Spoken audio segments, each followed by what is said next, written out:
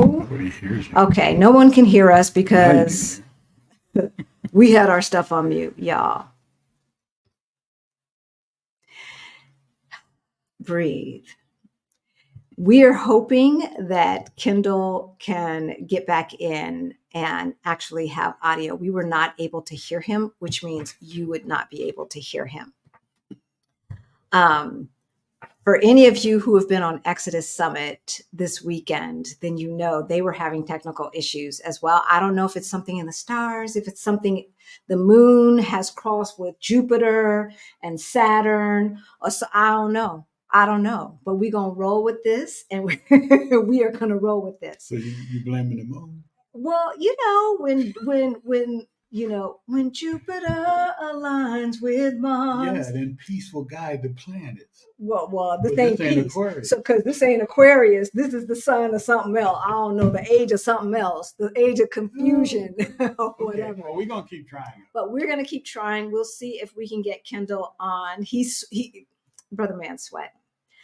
But the most important thing, one of the things that I took away from the Exodus Summit is that this move abroad is not just a logistical thing.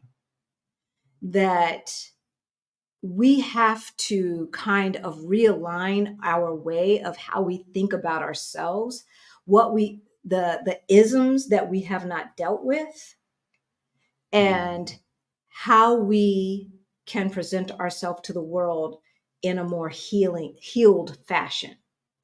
The first day and a half, there was a lot of that. And I don't think people appreciate the fact that, yes, we are living our best lives. Yes, Lisbon is our happy place. It's my happy place. Is it your happy place? My happy place. Okay, it's our happy place. I guess I should have asked that before I said it, right? But there's been adjustments. Oh, yeah. There's always going to be adjustments. Like, I mean, where have you had to show yourself grace in this whole move abroad? Dealing with I shouldn't say dealing with, but with the health thing, navigating my way through the hospital to see my doctor and different things like that. And the last time I went, a different way of doing things. Totally different way of doing things. It's like, I thought I was late the other day, which I was because I went to the wrong floor. In the States, you go to your doctor's office, you know where your doctor's office is. Well, my doctor's office is in the hospital. It was on the 3rd floor, but now they moved her to the 5th floor. But I wouldn't know that because they don't contact you and say, oh, by the way, your appointment has been changed to the 5th floor. Unless they called me. Okay. Which, and said it somebody in Portuguese. Did call, but it was Portuguese. And I was like, So, yeah. So, I mean, I guess you could have held that message up to my phone, that was with Google Translate on or some other translate on to see what was the words coming out of their mouth, right? So, there is no nirvana, but you can create your own utopia, and that utopia has to be. You have to understand that doesn't mean perfection. That just means that things will be better, hopefully. And so for us, what does that mean? That means that we have the cost of living has lowered to the point where we have more free time, more time for rest, and more time for self-reflection. Mm-hmm. More time for self-reflection means you got to deal with some stuff. More time for yourself also means you should have the patience to figure out, to get to the doctor's office early, to figure out where you want to be, and not to get frustrated because you don't understand what they're saying. Unless you move to a country where everyone speaks English, like Australia or Britain. Those are not my happy places.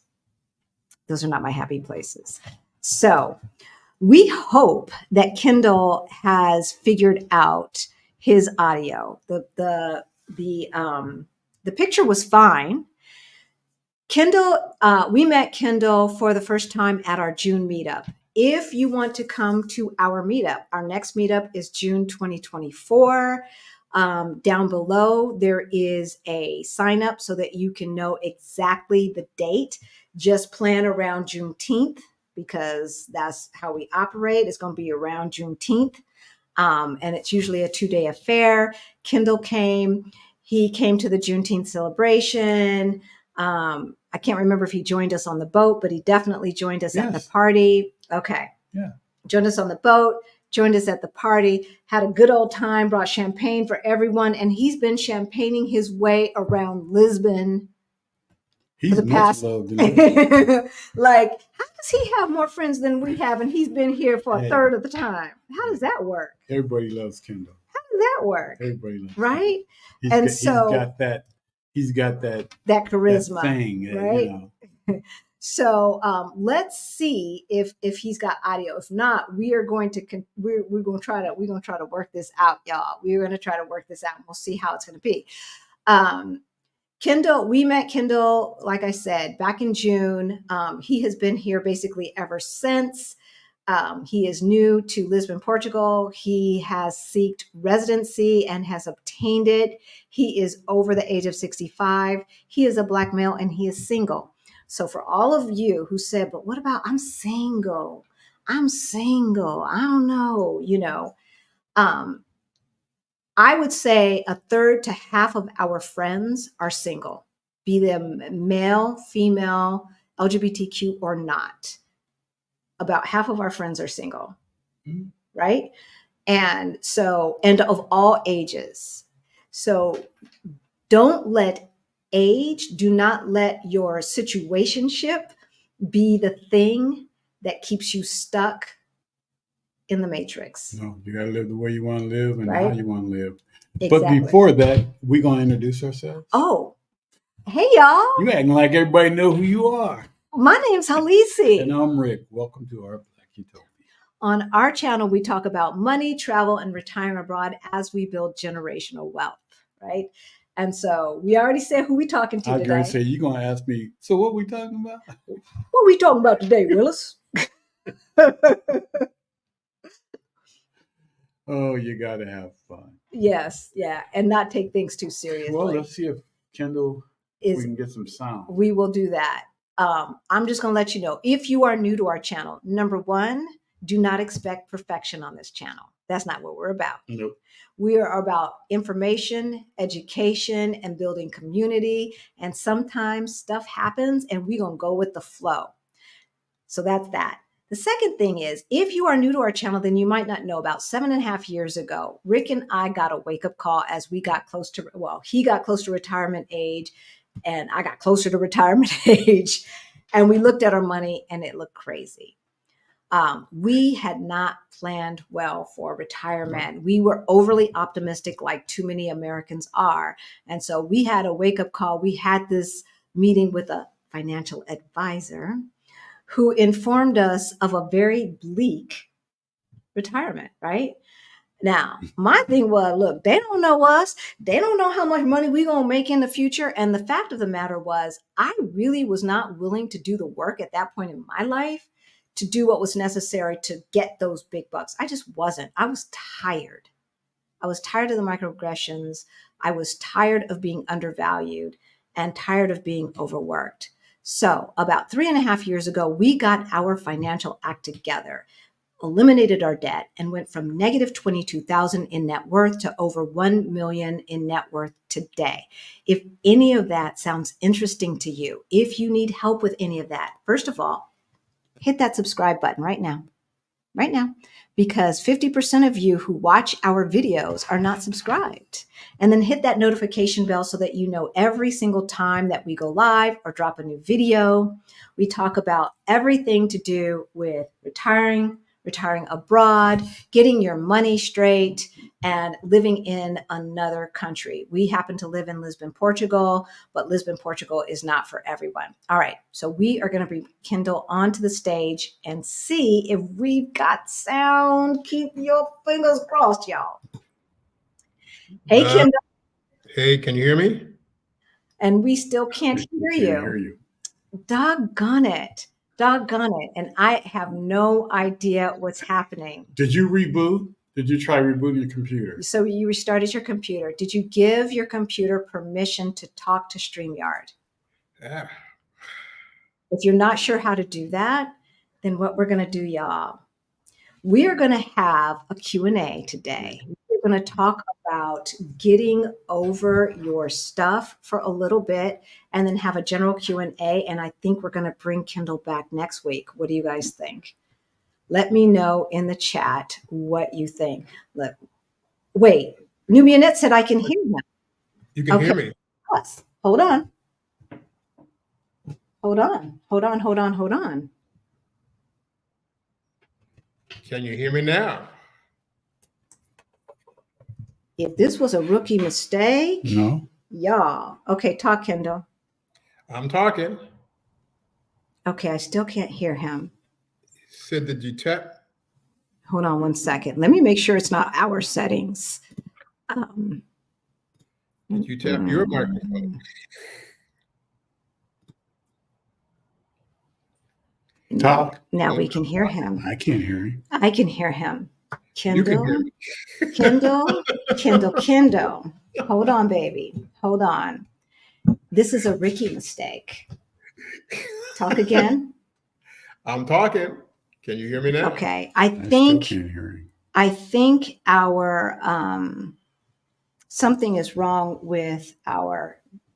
Well, you just went back to. Okay, here. wait, hold on. Okay, one more time. I'm here. Can you hear me? I can hear you.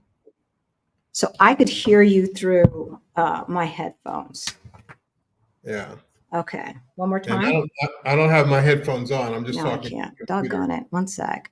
This is a Halcyon rig problem, and I like Okay. seriously. I don't know why it back. keeps switching back. To Can you hear him now? Okay. If it's actually your problem, I'm so relieved. So Karen can hear all three of us, and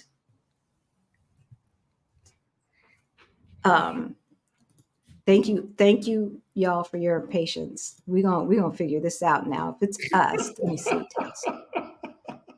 I don't. Can you hear that?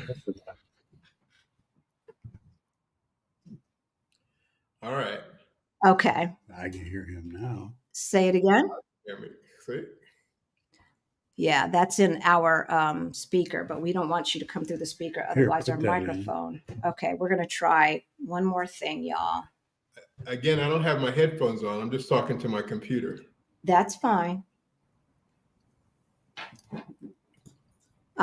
It's our multi-output device. Nope. That's wireless mics. Okay, external headphones. I hear you. I hear you. You hear me? I do. I do. Krishan says, I hear all three of you. Y'all. Okay, I am so sorry. I am so sorry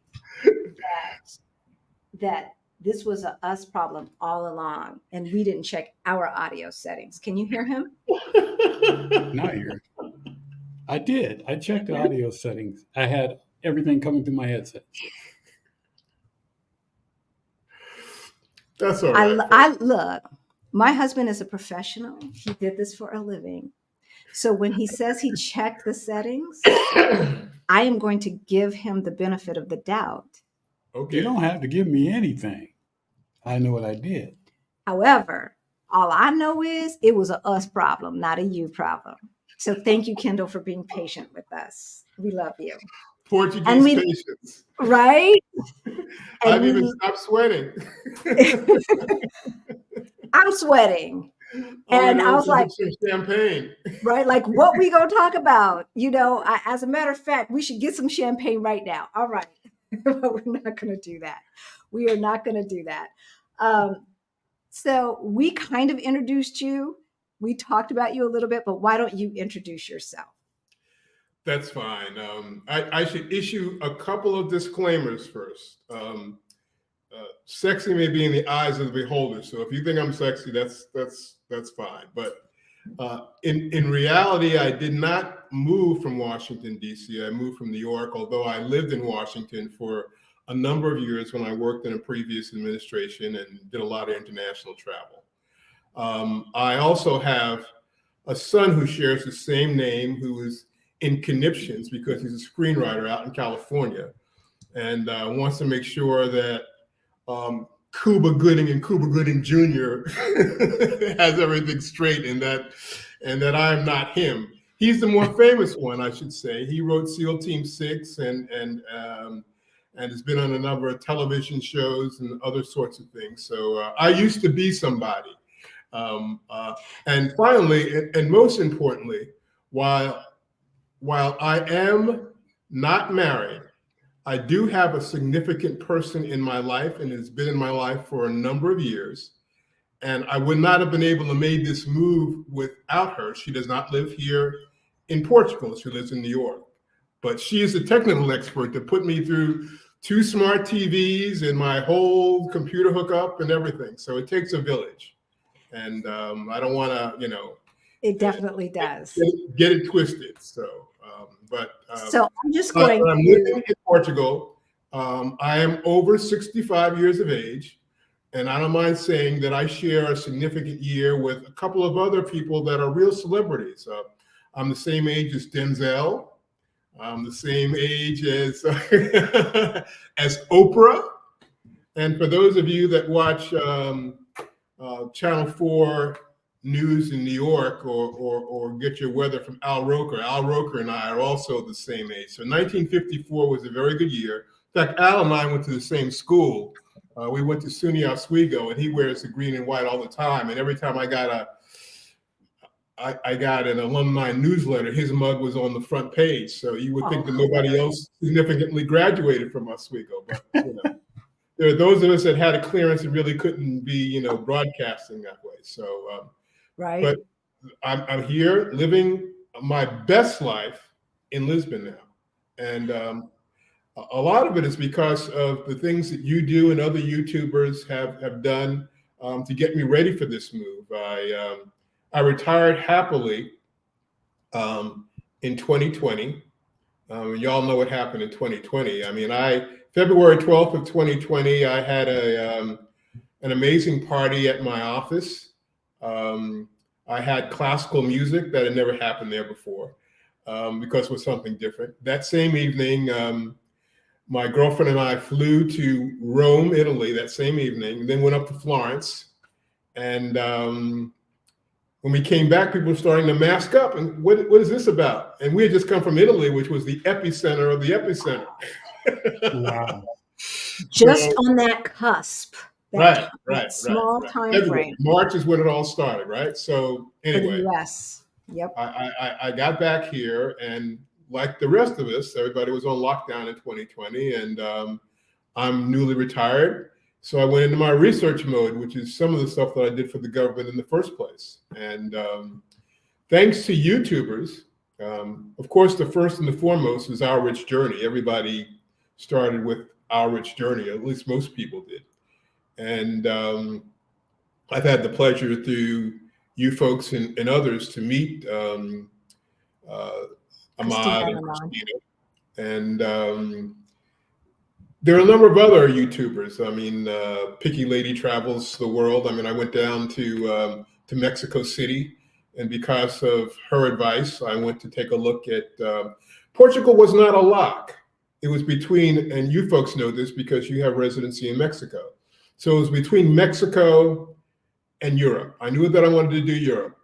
And so after the lockdown was over in 2021, I began to travel. I think first I hosted my daughter for a destination wedding in Jamaica. She married a fine Jamaican gentleman, and being the bank of dad, I had to do that upright. Of course. And after that was over, I started to travel. So it was back and forth between Mexico and all over. I mean, Puerto Vallarta, Cancun, a place that I really liked, and another famous YouTuber is from there, San Miguel de Allende.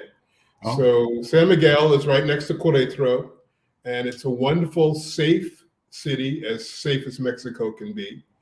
A lot of expats there. But what I found in a lot of those places is, and it can happen here too, is that sometimes you get expats that will come to a new location and bring their old baggage with them and just transplant their bad stuff into the new place. So those aren't the kind of expats that I really wanted to be around. Right. And the other part is that I'm from New York. And to get to Mexico, it was always taking me 2 flights. I was flying from New York to Houston and New York to Dallas and then Dallas over, changing planes. And that's how you lose luggage and faith Interesting. and missed Okay. flights and everything. So I never had a direct flight. But being again from New York, the flight to Lisbon is always direct. I get on the plane at 8 or 9 o'clock, take a nap. I wake up at 8 o'clock in the morning. I'm in Lisbon. On the way back, I get on at 9 or 10 o'clock. Same day with the time change. I usually get into New York around 1 o'clock. Yeah. So Yeah. Lisbon worked. My first time coming to Lisbon was in 2021. I came back again in 2022. So I really had a long scouting trip twice. Started out in Lisbon, went up to Porto, Coimbra, Tomar, where the Knights Templar are. I don't know if anybody watched the Da Vinci Code. Yeah. But it's a real deal. I mean, you can go up there and you can see where King Arthur and the Knights of the Round Table actually brought their horses in. So Tomar, they had a Tomar Jazz Festival while I was there. Then I went down to the Algarve. Started out in Lagos, which if you took the Naki's tour, that's where the slavery trade really started. It started in Lisbon, but then it was really became a thing down in Lagos. Went to Albufeira. I don't know if there's any Brits here, but that's where you go if you want to see Brits behaving badly, Albufeira. And then Villarreal, San Antonio on the end. But it was always Lisbon. Lisbon had something for me that being a real New Yorker, loving jazz, music, entertainment, all things live. And more importantly, and this is what your station is about, seeing people that look like me. I mean, Lisbon is that. I mean, when I go to a place and thinking about living there, the first thing I think about, I know Michael Jordan set us free, but I still have a little something going on up here. And I want to know where I can get a haircut. You can do that all day long in Lisbon because there are great barbers, and I have a great barber. So, but the other thing is that, and you said this so many times, Halisi, I walk down the street in Lisbon and people start speaking to me in Portuguese. They automatically assume that I am Portuguese. That doesn't necessarily mean that they think that I was born here, but they may think that I'm Cambodian or Angolan or from Mozambique. And that is so refreshing. It's refreshing to be thought of as someone that can be there and not be suspect in any fashion. I mean, it's just, you talk about walking into stores and all the things that you have trouble doing when you're back in the US. And none of that seems to be happening here. I mean, I left the US for a lot of reasons. I'm retired now, so the cost of living here is easily half of what I was paying in the US. The health system is phenomenal. And it's safe. I was tired of watching If It Bleeds, It Leads news in New York every day. And I was tired of watching police shoot and kill people all the time. I was tired of black on black crime all the time. One of the things that I did here that was on my bucket list was I went to Afro Nation down in the Algarve. Now, Afro Nation, if those of you who don't know, I would recommend everyone to try to do it at least once. It is a coming together of all the tribes. And English is not necessarily the first language that's spoken there at all. But when 50 Cent come on, everybody knows all of his songs. So I'm down in Afro Nation. In the club. Watching 50. Burner Right. Boy, Right. all that good stuff, right? But Lisbon is a place where I saw 50 Cent one night and came back 24 hours later and saw Andrea Bocelli. Yeah. You know, so, and then because of your help, 2 weeks later, you know, I went to see Lionel Richie. Yeah. So, you know, Nora Jones was here at the end. It's just been an amazing thing. And the shout out that I really want to give, though, is to the brothers, because the sisters have been stepping up. I mean, most of the YouTubers that I've been watching, although there have been some brothers that are connected, just like you, Rick, the sisters seem to really kind of have their act together in terms of being adventurous. Maybe it's because they have to nurture their children and they don't want their children to grow up in situations that are so prevalent in the United States today.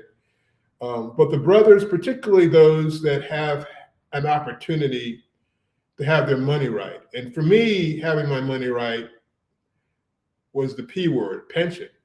You know, it's one thing to say that you put aside $2 million and you're living off the interest and everything. But when I was coming up, people they almost looked down on you. You're going to work for government and collect a pension. And now I've got 2 pensions and Social Security and, you know, a 6-figure retirement for the rest of my life. Right. I got my money right, you know? Right. So, and there are a lot of brothers that are in that situation because those were the safe jobs. All the men on my father's and mother's side in New York worked for the Transit Authority. I mean, those were jobs that you could get in New York in the Transit Authority. In the Washington, D.C. area, there's a lot of people that look like us that work for government. And I maintain today that the reason that the Washington metropolitan area has a larger Black middle class is because of the federal government and the military. And because of that, those folks have pensions. And I'm just here to tell you that you don't have to be afraid. You can be older. If you're older and you've got a FERS pension and you know that you have money coming in on a monthly basis, Portugal is for you. Lisbon may be for you too. It certainly was for me. And I don't think you're ever too old to consider it. Absolutely. Absolutely. I'm lucky. I've got good genes. My father is 93 Wow. and still power walks 2 miles a day.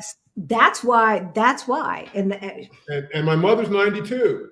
So, you know, yeah. Go figure. I mean, you know, I want to have them both over here next year to visit.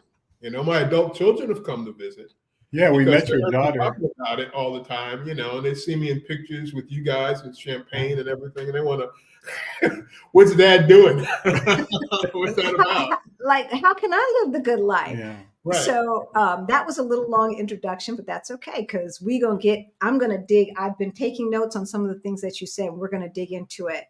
I want to give some shout outs to the folks who are in the audience because Action VJ is always one of the first folks to log in and remind people that if you like this content, please hit that like button so that YouTube knows that this is information that other folks need to see.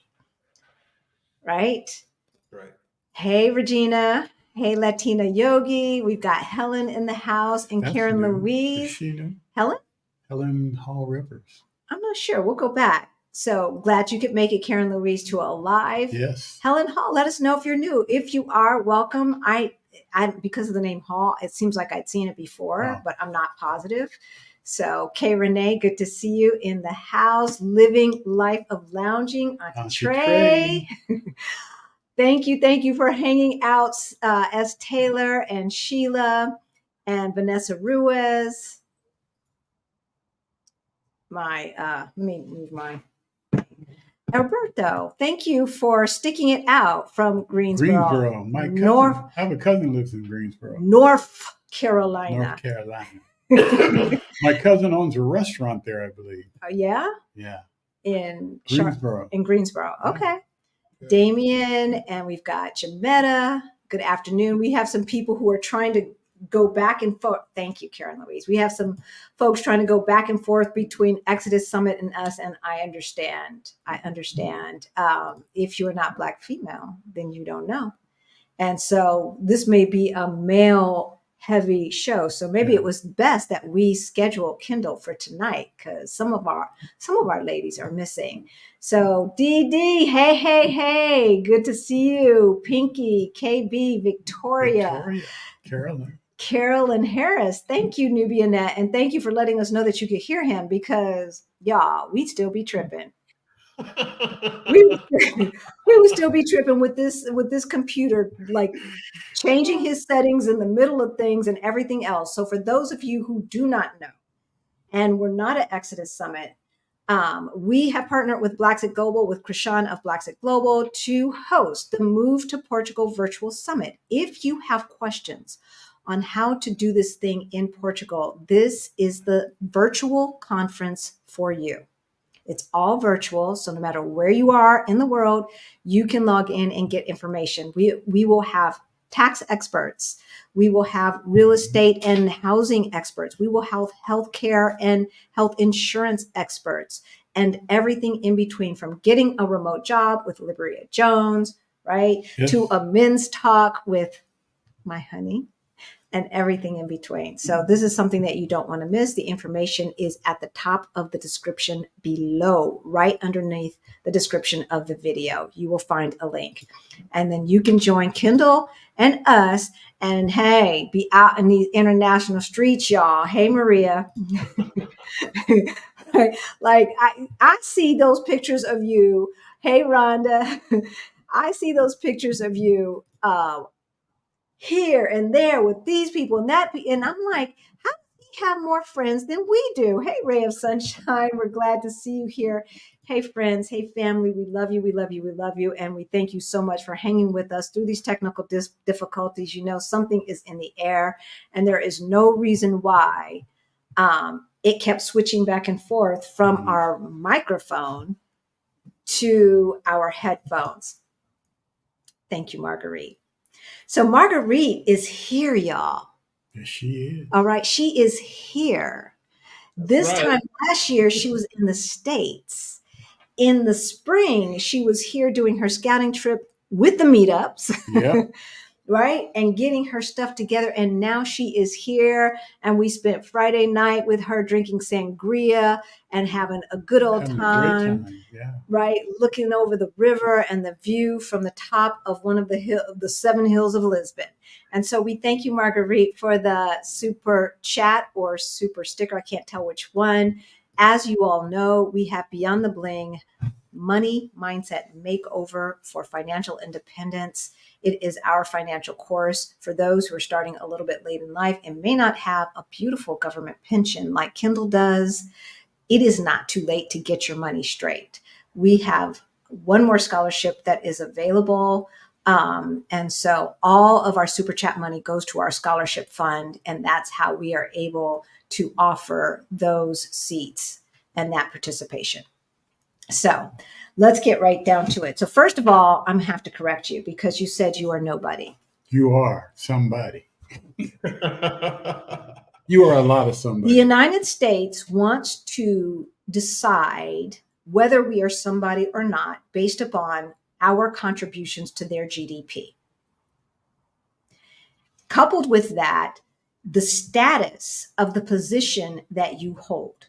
So even though, to me, teachers should have the highest status, those folks who get the next generation ready to lead and to be great citizens of our nation, public school teachers are devalued and they don't make what they should make, but they're coming out of college with all this student loan debt, right? And they're not valued, right? And so teachers will say, well, I'm nobody. But no, who you are is not based upon how much you've made, how much you make, or what position you hold. It is based upon the fact that you are a human being on this earth and you have value. Kendall, you have brought joy into our life. So to me, you are somebody. Snap, snap. Well, thank you. I don't care what them snobs in Hollywood say. As someone who was born and raised in Hollywood, who's half her family works in Hollywood, worked in Hollywood on all them shows and everything else, I am not impressed. Well, I'm just glad the Bank of Dad is glad that the writer's strike is over.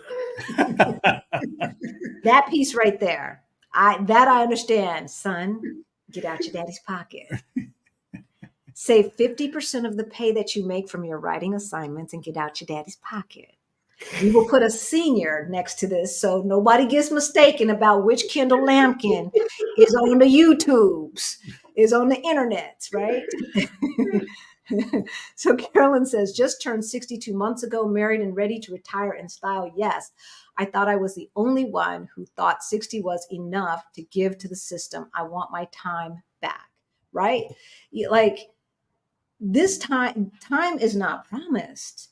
We know someone, this lovely lady who was here doing a scouting trip, and her husband was too busy working to join her on the scouting trip. Before she could go back, collect him, and get back, he died of a massive heart attack. Wow. Y'all, tomorrow is not promised. Right. Get your money straight and get the heck out of Dodge. If you don't have your money straight, at the Move to Portugal Summit, Libria Jones will tell you how to get that 6-figure remote job so you can work from anywhere on the planet. And as you spoke about your friend and your friend's husband, I have a saying that I say all the time, and it goes something like this: that nobody on their deathbed ever wish they spent more time in the office. Thank you. You know, you don't want to be climbing the Great Wall of China in a walker. So, Truly. And, talking about government jobs, yes, it is everyone that I know who has had a government job has a much healthier outlook on life. And it's probably because government jobs have to follow the laws that the government prescribed, whereas private industry, I thought that was just a suggestion. You mean I really can't fire her for being a single mom? Yeah. Right. And so when you hear folks, for those of you who are still back in the States, and when you hear folks say they want to shrink government, you need to question whether they want to get rid of government jobs because Black folks are overrepresented in government jobs. So when government shutdowns happen and when they start eliminating departments and things like that, we are overly impacted. And yes, it contracts our middle class. That's by design, folks. That is by design. They know exactly what they're doing. Don't. It's like, don't play with me. All right. Do not play with me. Are you considering getting involved in government in Lisbon? If that question is to me, the answer is probably not. I do want to do some volunteer work. Part of starting in 2020 gave me the opportunity to do a lot of things. I found New York and the metropolitan area has a pretty large Portuguese community. So I started having pastel de nata back in New York. Although they're not like pastel de Belém, it was, the closest thing. I started going, listening to the language. Mm-hmm. I also joined the U.S. Portuguese Chamber of Commerce in Manhattan, and they give a posh dinner once a year. In fact, I'm going back to New York in 2 weeks to attend it. So I'm not going to, government here is like a whole different thing. Although they have some of the same problems because of the same problems around the world. They have housing issues. There's a homeless population. They don't want to talk about it, but it's here. There's a lot of economic stuff in terms of the Portuguese people not making the kind of money that they need to. But you go to any major city in the world that's gentrified, and you'll find that the local people can't afford to live there. So that's a government issue, but do I want to get involved in it here? Probably not. I do want to volunteer with an organization called the Lisbon Project. Okay. I don't know about that. Tell me more. Okay, so the Lisbon Project is a faith-based organization, essentially. It was started with the Riverside Church, and I followed them. Again, the hindsight of having a long time between the time that I retired and the time that I could move here gave me a chance to really go online and find out. So it was started in Portugal, in Cascais, the Riverside Church of Cascais, by a South African, an Afrikaner South African. His deputy pastor married his daughter, and that young couple decided that they wanted to do something to give back. They wanted to branch out on their own, so they came into Lisbon through a lot of financial resources and sweat equity, bought a building, renovated it, and turned around with that building to help immigrants that are in Portugal. And when I say immigrants, people from Mozambique, from Angola, from Cape Verde, from all over, have gone to the Lisbon Project. Now, in addition to using the Lisbon Project to help them with housing and SEF and all the other things, they also started a church on the ground floor of the Lisbon Project, and it's known as the Riverside Church of Lisbon. It's a church home for me. I'm spiritual. I'm Deacon Gaddy's grandson, who was supposed to be a Baptist minister. And, I don't consider myself overly devout, but having a place that is multinational, and it is, multi-ethnic, worshiping God, and really good music was kind of important to me. It was one of the things that I wanted to find on my checklist. And I can't necessarily get that every place in the world. And the service is in English. So they start out on a Sunday with a community breakfast at 10. That's to kind of get you in the door. So they feed you. And at 10:30 sharp, they run like a Swiss clock. They go into their service, and they start out with praise singing, and everybody sings, and it's on the monitor, and it's wonderful. And then there's the word, and it's all done by 12 noon sharp. And so many wonderful things happened to me when I moved here that I felt that I needed to go someplace and thank God personally. Oh. And the Lisbon Project and the Riverside Church of Lisbon, and it's a shout out, but Wow. Yeah, definitely. It's a wonderful thing, and there's enough of us represented there. I mean, there are people from all over the world, but they're Nigerians and Cape Verdeans and everything. Right. It's something that everybody should check out if they feel that they need to check that box in terms of doing things. But, is this the place? Is the center located close to Berlin? On the way to Berlin? Because remember, we went to that building to see about renting their space, and it was a space for an organization that had services and everything else around African immigrants. Oh, okay. Remember? well, I don't know that it's that far from Belém. It's actually, I'm on the main drag here, and everything seems to be 10 minutes away. But it seems to be closer to Penny de France, where we both live. It's over here. It's over our way. Okay. So this is a far. different thing. Yeah, this is a different thing. This is literally in between Alcantara, or the bridge, and Berlin. Right. No. Okay. And so for those of you who are wondering, there is also, we know of an English speaking church that has a huge diaspora population down in Cascais as well. Well, So I don't know if that's the Riverside Church of Cascais, but the Riverside Church it started in Cascais, and now there's okay. And they're also in the Algarve. But there are others. I met Nigerians here, and they talk about other worship services that they have gone to that are not where they get dressed up in their native garb, and it's a whole big thing. Yes. So Yes. so that's Government, I followed the government here though, because I follow the government everywhere. It's something that I do. I mean, Israel's at war now, and I've been to Yes. Israel a couple of times, and actually that was one of the places where I actually got to debate in the Knesset, the Likud versus Labor and stuff. But so I'm familiar with the government and all the different parties here. And, they have more parties here that are active. It's a small country than they do. I mean, the Communist Party is active here. I mean, there's other small little parties that are active here.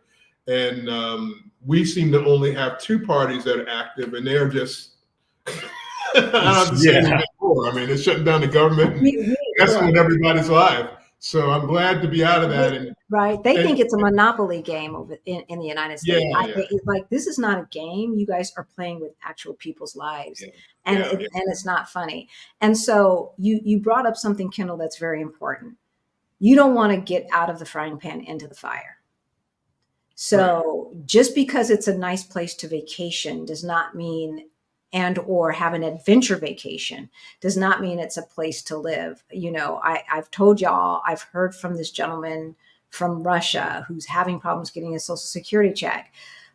If you are going to remain on Social Security or something like that, you really do need to be in a country that is friends with the United States. Oh, without question. No joke, right? Like you don't want to get cut off, because the world, right now, Portugal is one of the safest countries in the world. I don't know what stupid Putin's doing. I don't know. Right. Yeah. That's why we have permanent residency in Mexico, because we want choices on both sides of the world. Sure. I pray that he gets contained, and whatever that looks like. But, I don't know the future. I do want to give a shout out to WC. Thank you. Thank you, WC. And to Jess. And to Gretchen.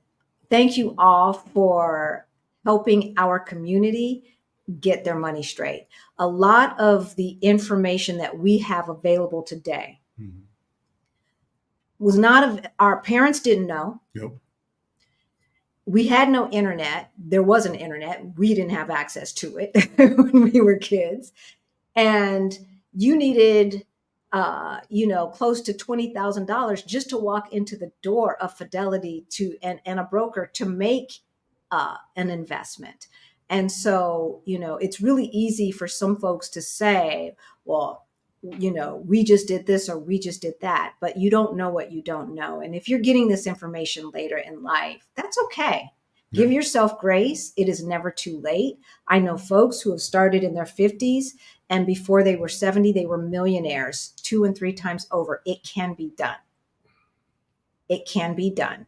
Okay. All right. How long did it take to adjust to life there? Driving. I don't drive. Getting around, meeting friends, etc. How do you, as a single person, how do you deal with loneliness? So let's deal with each one of these. First, driving. How come you don't drive?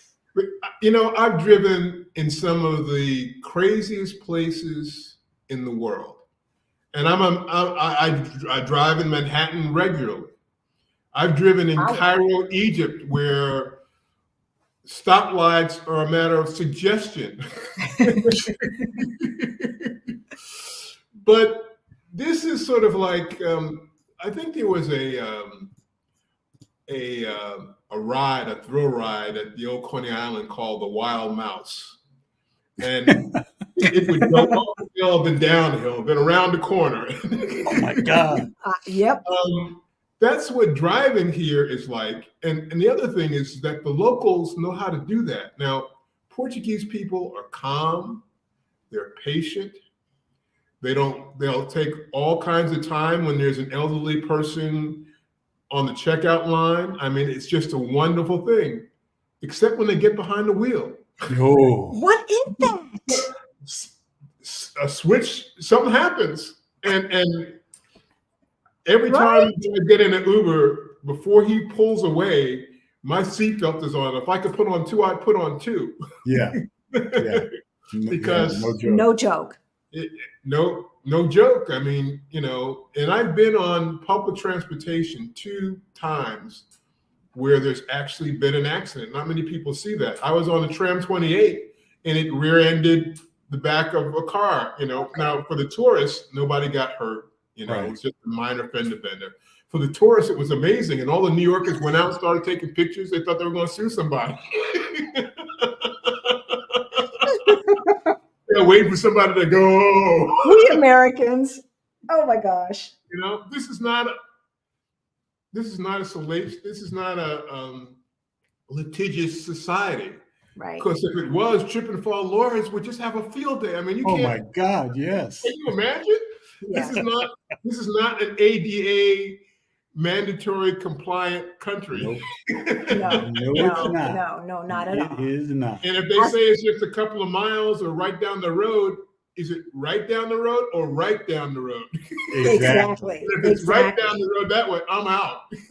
I'll walk downhill all day long. But right? I don't do those, So our walk to one of the grocery stores, Pingo Doce, as we were pronouncing it Pingo Doce. Pingo Doce, yeah. When we first came, but we heard the commercials finally.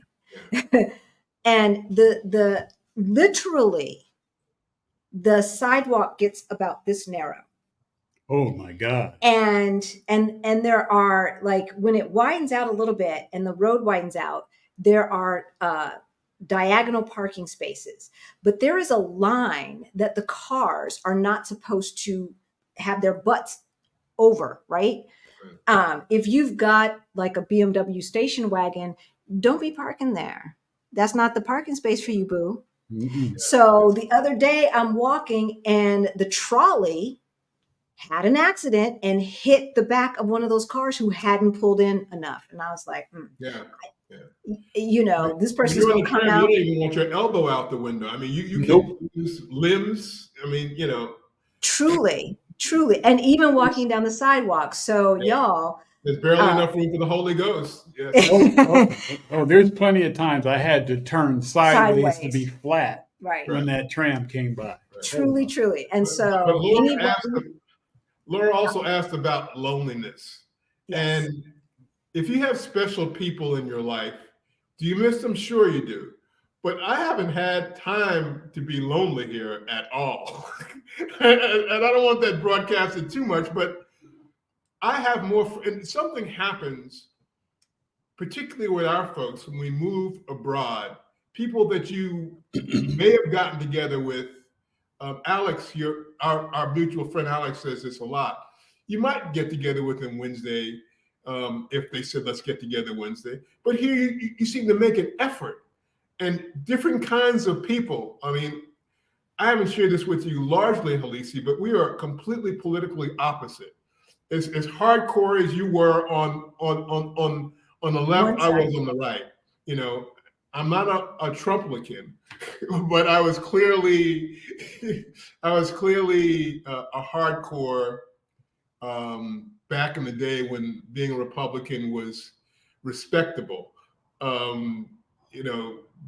But here everybody kind of gels. I mean, and there are so many organizations: Blacks in Portugal, Blacks in Lisbon, people of color. All the YouTube groups that have gatherings. There's a group that I have breakfast with every Wednesday. Part of that group puts together a luncheon on Fridays. One of the members of that group is a football fan, and we get together he wants to get together at his house because he's got one of these things that has 1 million channels, Right. And people that I met at your event that live in France, they came in on a cruise, and David. We had a little gathering at my place because it's just I love jazz. I know really good jazz places that I can go to 3 nights a week, Monday, Thursday, and all day Friday and Saturday. And that's even with the Hot Club, which closed down because of a flooding situation last January. The Hot Club, for those of you who don't know, was the preeminent jazz club in Lisbon, Portugal. It was the oldest jazz club in Europe. Wow. And although they still have a presence online and tell you about other things that are happening, It's a new generation of young people that appreciate the Great American Songbook, all of our music. And so to answer that short question in terms of, I mean, you can be lonely anywhere. You can be lonely in a crowd. You could, but if you want things to do and if you want to fill your social calendar, I mean, I just signed up for a Lindy Hop class. I mean, people are into dance and they're all American dance, kazumba, I mean, salsa. I mean, just people do that here. It's not something that seniors do because they live in Florida, so. Right. Exactly. It's, Laura, it is easy to isolate and it is easy to get involved. Our community here is thriving thanks to Heather and Cam and other folks who have put tools together where we can find each other and then create our own little subgroups. We come together as a big group, and then we separate based upon interests and things like that. And so there's WhatsApp groups as well, Laura, and we look out for each other. It's different because, like in the States, the assumption is you've got a family network that's going to be watching out for you. So if your work friend doesn't call you for 2 weeks while you're supposedly sick, they just assume you've got family looking after you. But here we understand that most people are here with their spouse and or alone, and just having one other person is not enough. It takes a tribe, right? Oh yeah. And so, like there's a family here, a young family here, and the husband was traveling. And mom was still here with the kids. They'd only been here for a month and a half. And I said, make sure she has our phone numbers.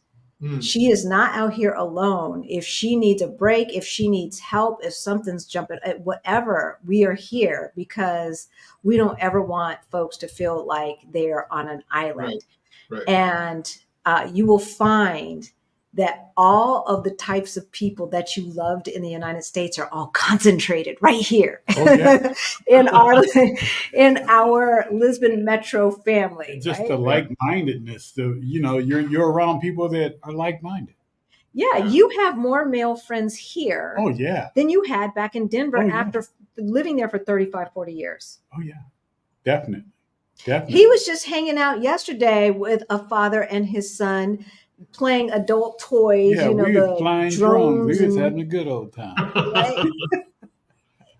Big boy toys and all of that stuff, right? And so there, no matter what you are into, there's someone else who's more adventurous and will do those things with you. And then, so Kendall, how did you go about meeting friends? Well, I started meeting friends before I came. During my first scouting trip, Heather had just really come. That was, I guess, in 2021, and they had a session where they got together and met up at a bar, and then did karaoke night. That's where I first met Alex, and Alex didn't even remember we have a mutual friend. But I wound up seeing him again at Our Rich Journey, and he didn't remember that I had known him, but I'm a listener too. I don't always just talk. So I said, Alex, yes, I know you have a place down in the Algarve. I know, and then he realized, wow, yeah. So that's how it started for me. I also kept in touch with some of the people in the Lisbon project. Their church services are broadcast on YouTube. Another thing that I've done is I've gone out of my way, because YouTube, I mean, some people say they don't like to watch YouTube. For me, it's been a lifesaver. I use it for a number of different reasons. But what I liked the best is that I got to meet YouTubers here. And it's kind of a funny thing, because you guys are YouTubers, so people watch YouTube, and you folks put yourselves out there your whole lives. So strangers can walk up to you and seem to know more about you than you know about yourself. And you say, who is this guy? And what, and your child just started school and this and that and the other, and how's this and that and the other? And they're just, whoa. I mean, there's some people that say, we know some YouTubers that have just recently moved to another apartment. They didn't want to open up the shades because you would know immediately, our rich journey, you would know immediately where they lived. So, and when I met them, our rich journey folks, I call them the Obamas of Portugal. They have 2 daughters. And one's named Malia. And one's named Malia, right? So they had their 5th anniversary reception, and they had it here. And I timed my visit and moving here really around you guys. Your visit, their 50th anniversary thing. I wanted to go to Afro. All these things I put into a calendar so that I knew when I wanted to move. And I knew that I wanted to be here because I was here when you guys were across the river, and okay, and yes. So I knew all of that, but yeah. So everything that I've ever wanted to know and meet have been on YouTube, and I've met YouTubers. I've met them in Tomar. I've met them in and they've always been really, really wonderful people. The other thing is that if I'm going to a hotel or a resort, this is not snobbery, but if they don't have a YouTube presence, then, their marketing thing isn't right. If it's a really good restaurant, then somebody has looked at them and, there's a YouTube presence. So I picked my hotels, I picked some restaurants. You should know that Google ratings are not really a good thing here. I mean, they could say something is 5-star and you go there, it's like, or permanently closed. Yeah, and it's open, Right. Well, open and closed is a matter of, they might not have wanted to come in that day, or they say they're going to be open at 8. Well, there's that piece too. And they don't get there until 9. There's that piece too. Yes. So don't necessarily be punctual and expect it to work. No. Yes, exactly. This is Portugal. Relax. But I've learned so many things. I mean, the first thing that I learned, aside that you have to have a NIF to blow your nose. And for those that don't know a NIF, you can tell them what a NIF is. The other thing is that you have to take a bread ticket number for everything. And I think I said that on your YouTube thing. It's like every place you go, English, and then you take it and it is a number. And then you look on the screen and see when your number is there. I mean, I went to a counter and there were 2 different numbers for the cheese and one for the meat. If you go to a deli counter in the States, it's, and there are rules. But the reason that Portugal works so well is that everybody obeys the rules. Yes. And I've learned to try. I walked into a pharmacy that's right next to where I live. The pharmacy was about as big as my laptop. but there are arrows on the floor to show you the way to go in and the way to go out. Right. After you tip your number. So there was nobody at the counter. I took my number. I went to the counter and I got my, my cold medicine. And I'm about to turn around and walk out the door because there's only, like they said, the place is as big as my laptop. There's this old man behind me, older than my He starts yelling at me in Portuguese. And I'm, what's this about? He points down to the arrows. I didn't walk around the arrow. I'm walking, So I learned something new every day in Portugal, and it's a good thing. Following the rules. It really is. And here's the thing: if you have to pull a number, Karen does not get in front of you and act like she was there first. That's true. Right? It eliminates all of that stuff. It eliminates. I made that rookie mistake. I'm at my Vodafone to try to get my cell phone thing, and I didn't take the number. I didn't see the number, right? And this guy's speaking English. So as soon as the person that was sitting down at his booth got up, I walked over, and you would have thought that I had stolen 4 hams. I mean, you did. I was like, lesson learned, right? Yep. Follow the rules, get the number, give up your seat if somebody elderly is on the bus or on the train. I mean, that chivalry stuff went out the window in New York decades ago. Decades in the United States, period. It's not just young white kids doing it. I saw a middle-aged Black woman get up and give her seat to really elderly white folks. You know, I mean, it was like, it's what my old boss used to say. I worked for Secretary Lou Sullivan. He was the Secretary of Health and Human Services in the first Bush administration. He's the founder of Morehouse Medical School. He's an alpha. I mean, I had the privilege of working for him, a Black cabinet member who's a doctor. You don't have to be a doctor to be head of HHS, but he was. Unfortunately, you don't, but yes. And he talked about a culture of character and developing and returning to a culture of character. And that ship has sailed in the U.S., but it's still alive and well here in Portugal. Yes. So do they spend Sundays with their families? Yeah, that's a good thing. Oh, yeah. Yes. Do they And get up? don't expect the mom and pop shops to be open on a Sunday. No. Because they can make more money, so why aren't you open? No, this is family time. And But so, the reverse of that is that the malls are open until midnight. Yeah. Midnight. You want to hang? Go to Colombo Mall. You want to hang? Go to Vasco da Gama Mall. okay, Kendall. So I've never been. I knew that the continent. So we And they're have in the two. basement of every mall. Right. Exactly. We have two major malls here that I have found. One is Vasco da Gama. The other is Colombo. One's on the north side. The other is southeast, I guess, up near Parque das Nações. So the continents, those continents that are in the mall are like Super Target meets Whole Foods. Right. When you say, because Super Target's food supply is not very great. Walmart's is worse.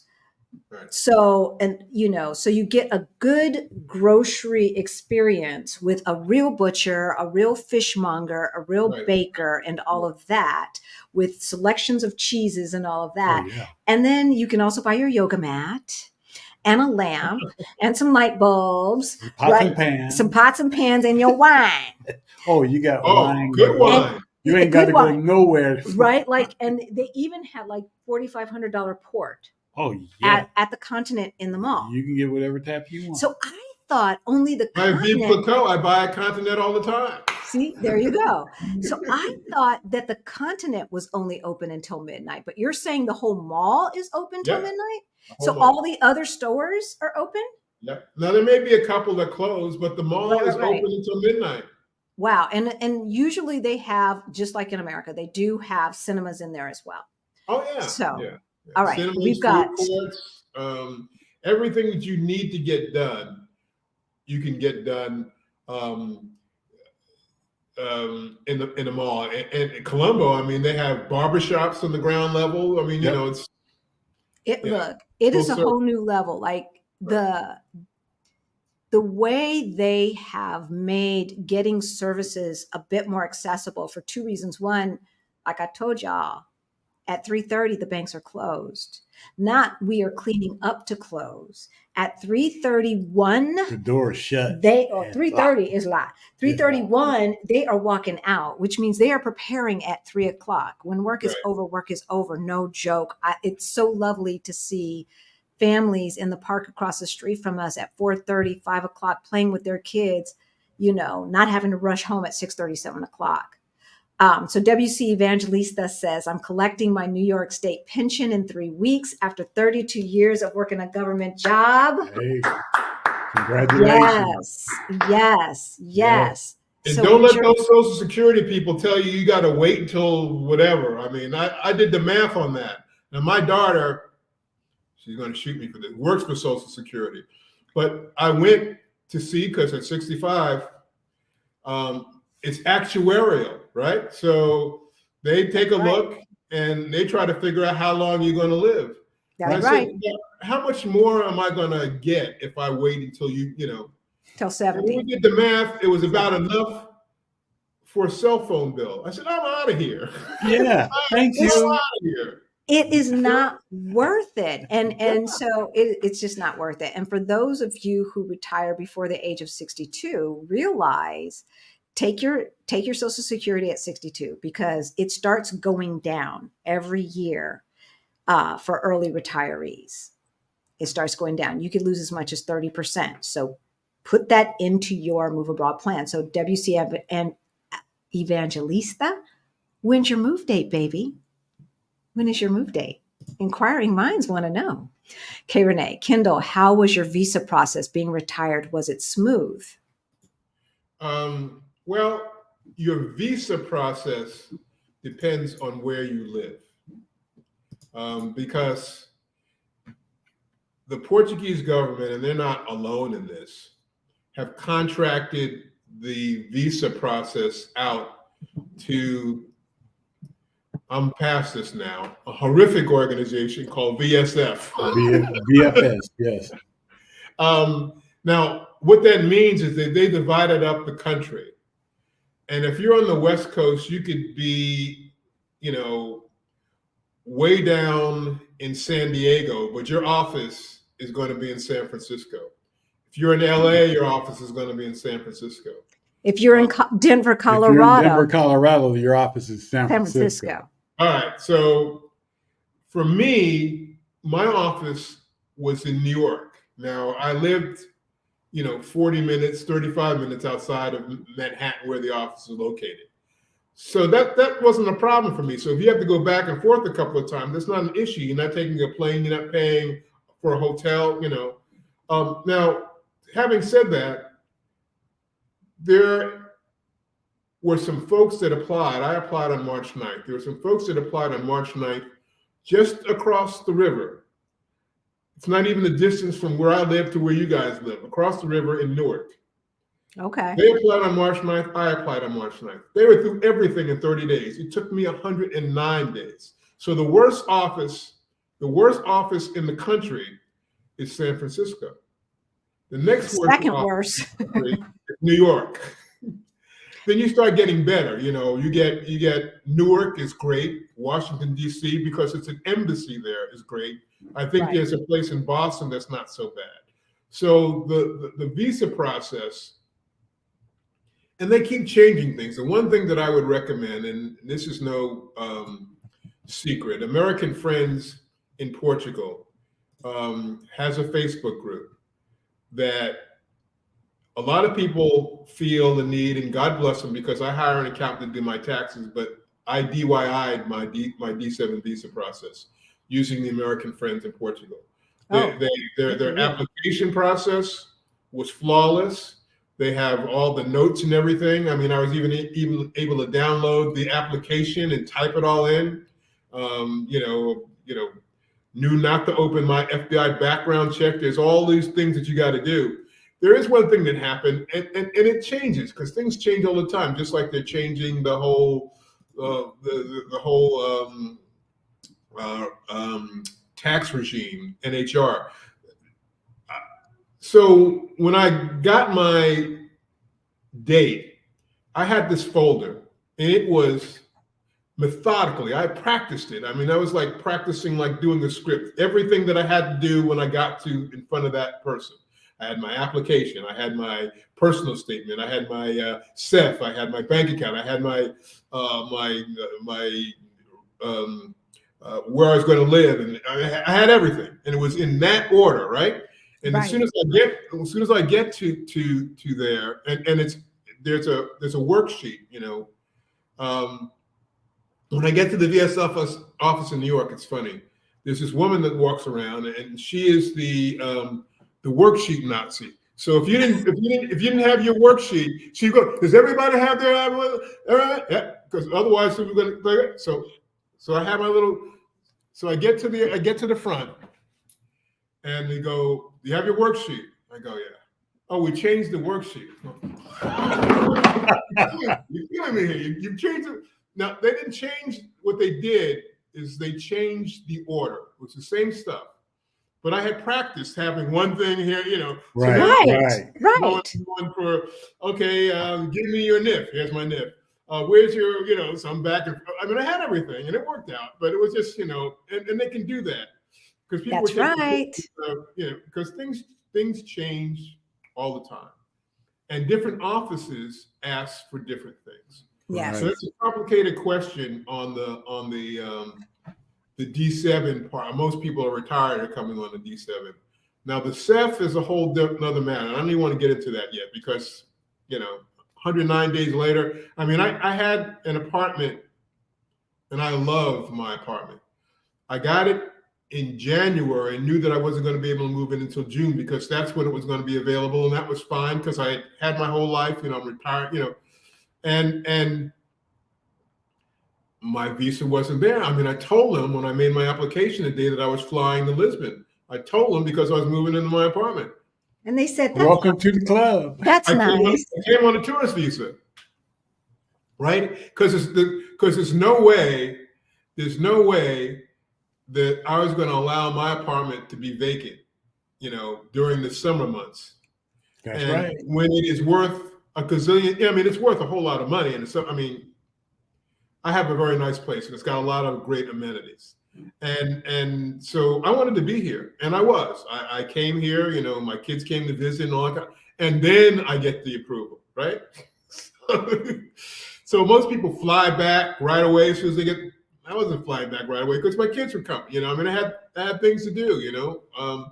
So I eventually went back, and I eventually got my D7 visa stamp in, but it was a pain in the neck, and it complicated my CEF application, which is still in flux, but it'll work out. So that was a long answer to which should have been a short. It will definitely work out. And we did the same exact thing. We did the same thing. But you were very fortunate not to have to pay rent from January to June. Like Right. that was our plan. But baby girl namaste'd me to the last minute, and it's like, babe, there's no more namaste. I need a contract. Right. I need a contract. So Isha says, Kendall, you showed up on the scene and made your mark immediately. I enjoyed hanging out with you on Juneteenth. So, and at the meetup. So Isha, if you saw her face, you would remember her. Right. So her and her friend were on a sangria odyssey to find the best sangria in Lisbon. All she had to do is come find me or Alex. Right. So thank you, Lady D. Sorry it took a little bit longer this time. Greetings, Halisi and Rick from the Big Apple, New York City. Been enjoying your videos. They are so inspiring. Been giving me much to think about living abroad. Yes. And if you live in NYC, you can probably afford to live just about anywhere. Absolutely. Well, not anywhere. I don't know about Tokyo. I said just about. Yeah, not just Tokyo. About. But, maybe not Singapore or Tokyo or Dubai or Switzerland. Or Dubai. Yeah. I wouldn't want to live in like any place where women have to do things that men don't have to do. I'm not about that life. But I had an amazing trip there. That's a place that you want to visit, but you don't. Right. Exactly. So I had a great visit there. In fact, affording just to visit Dubai can be a challenge. I got lucky. I was with a group that I won tickets to Dubai actually on Emirates. And if you ever want to die and go to heaven, you got to take an Emirates flight once in your lifetime. And if you can do that, stay in the Emirates Lounge in New York. They won't let you do it. It's only for the royal family in Dubai or Abu Dhabi. But in New York, you can kind of get in if you know. Sometimes it says it's better to have 1,000 friends than 1,000 rubles. But so I had these tickets to Dubai. I called my significant other. I said, honey, we got tickets to Dubai. That's the good news. The bad news is that the hotel started $500 a night. We took a cruise out of Dubai. Wow. We took a Costa cruise. We got on a Costa cruise. It was wonderful. We went from Dubai to Abu Dhabi to Muscat. Supposed to go to Bahrain, but the natives were restless there. And the captain came on and said the government can't guarantee our safety. I said, that's fine. We went back to Dubai and had some extra nights there. Yeah, let's keep it moving. Yeah, right. But let's keep it moving. So Jess appreciates and will tune into the Riverside Church Project, Lisbon. Cool. Auntie Trez says, this is the first time I'm hearing anything about churches. And I've asked several guests who have appeared on this channel. Such a breath of fresh air. Yeah, we ain't all heathens. Okay, Auntie Trey, most of us are heathens. Most of us are I'm a recovering Catholic. I go to my meetings every week. Wow. So yeah. That's, clicking the like on my way out the door. Thank you, Professor. This interview sounds fascinating. We seasoned saints bring so much history and texture to the table. That's right. Seasoned saints. That's right. Evelyn asks, is the Riverside Church of Lisbon affiliated with the Riverside Church of New York? No, not to my knowledge. No. Yeah, it's probably a pretty common name. Right. Yeah, because there's Riverside churches all over. Well, I'm from Does anyone California, swim? so of course I swim. To me, being an adult and not being able to swim is scary. But Yeah. just a lot You of need to know how to swim, yeah. a lot of freguesias have community pools. And ours does, right? We have a And really Peña big. de França has a beautiful, big Yeah. Olympic-sized pool that you can And they do join. aqua fit there and everything. Exactly. Now, one of the things about the pools here in Lisbon, be it a private gym or the quote unquote rec center, I would view our Freguesia pool like a rec center, but nice, is that you have to have a cap. So you do have to have a bathing cap, and they are pretty strict about that. But other than that, there are pools everywhere here. So don't worry about that. I have a pool in my apartment. There you go. Or you can move into an apartment building that's shishi. It's not shishi. You just have And get a pool. The average apartment building in Lisbon is small. Yeah. Having anywhere from 6 to 10 apartments total, or 12 maybe. Yeah. Depending upon how many floors. And so the notion of a pool in an apartment building, that's the newer apartments. You're not going to find those in the charming apartments. And you raise a point, and it's a difference between where a lot of us choose to live and where a lot of people from Lisbon that have a little extra cash live. There's charm all day long in Lisbon. If you come as a tourist and you go to Alfama, I mean, the buildings are charming. But do you want to live? And I don't know that you guys do this, because I think that that the person that helped you out was pretty good. But do you really want to live in a building that has 300-year-old plumbing? I mean, do you want to live in a building? The buildings are rated here in terms of, and they're pretty strict about it, like from A to I guess F or whatever, and the energy rating.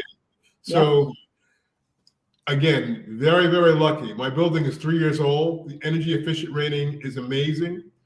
I don't hear, the people next door. They don't hear me when I play my jazz. When I close the window, I don't hear the train in back of me or the highway in front of me. And so you want to look out for those energy ratings. You want to do some due diligence before you before you move into wherever you want to move to. Exactly. And staying in the tourist area when you're visiting is one thing, but you definitely don't want to come out of your front door every day and have to deal with that. I certainly don't. And so even though our building is charming, we are not in the tourist area. We are in a more historic part of Lisbon, but we are not in the tourist area. Our building isn't that old. No, it's the 50s, and so for the United States, that's actually 55. I think he said it was. That's typical for the United States. My neighborhood is neither touristy or charming; it's industrial. I'm like on the waterfront, but I love it. Oh yeah, I know where you are. Yeah. So because Peña de França goes from the hill to the river. That's their motto. So, Auntie Trey, don't do bars, but are the bars there in Lisbon more like our sports bars? No. You've got such a variety. I mean, there are sports bars. The Couch Sports Bar has got like 20 million screen TVs, and you can watch everything. Whatever, right? But there's some fascinating, and I've just started to get to some of them because they're amazing. Auntie Trey, like bars here are more like, first of all, any cafe is a bar. For the most get part. a drink everywhere. Because you can get wine and beer at just about every single cafe, and you can carry alcohol in the street. So, but not like New Orleans, because it ain't crazy like that. But there is a different vibe when you talk about bars here. You got the tourist bars, of course. You've got the neighborhood bars that will have, all the pops from the neighborhood hanging out. And every mom and pop, when Benfica plays or the other sorry guys, the other Lisbon team plays, every bar turns into a sports bar. Half the restaurants The turn into a restaurants, they all got sports TVs bar. out in They the open where air. As soon as TV a come? soccer game known as European football comes on, it's a sports bar. Yeah. It's a sports bar. It's a religion here. Yeah. Exactly. So there's that. But a lot of the bars have live music and things like that. So a lot of the jazz places are also bars. So I wouldn't look at it in the same way that we view it in America, Auntie Trey. Come on, we gonna show you. We're gonna show you. How does it feel walking around as a Black male in Lisbon? Is it like a weight lifted off your shoulders? Definitely. All kinds of weight, all day long. Definitely. Not only is it a weight lifted off of my shoulders because of being where you folks live, there's a Penny de France office. Mm-hmm. And I had to find it. And I went to two different places because there's a Penny de France Avenue. I went to the pool place and it was the wrong place. And when I found the correct place, mm-hmm. my Uber dropped me off. And it was really like around the corner near a Little's. Yep, underneath the bridge. Underneath the bridge. Station. Yep. So I didn't know where this address was, but I figured that the police would know. But I found myself walking towards the police, and then this hesitancy, it wasn't that fear gripped me. It was just, they're looking at me. But when they looked at it, it's a completely different, and I get up to them, and I asked them where it was such a wonderful, not only were they nice, they were almost going to walk me around a completely different, it was disarming. It was like, They're helpful. So, okay, Kendall, did you ask them in Portuguese or did you ask them in English? No. I'm trying hard, and I definitely don't. There's three kinds of people here. There's a tourist, there's an expat, and there's an immigrant. Right. And at the end of the day, I want to aspire to be an immigrant. I certainly don't want to be a tourist that's coming to rape, pillage, and plunder because I have the money.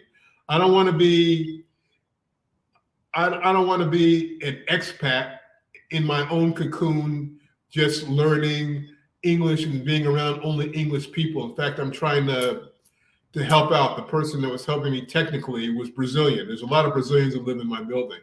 I want to be an immigrant. Give me your tired, your poor, your huddled masses yearning to be free. So I want to learn the language. And you have to, because I want to get my citizenship in 5 years.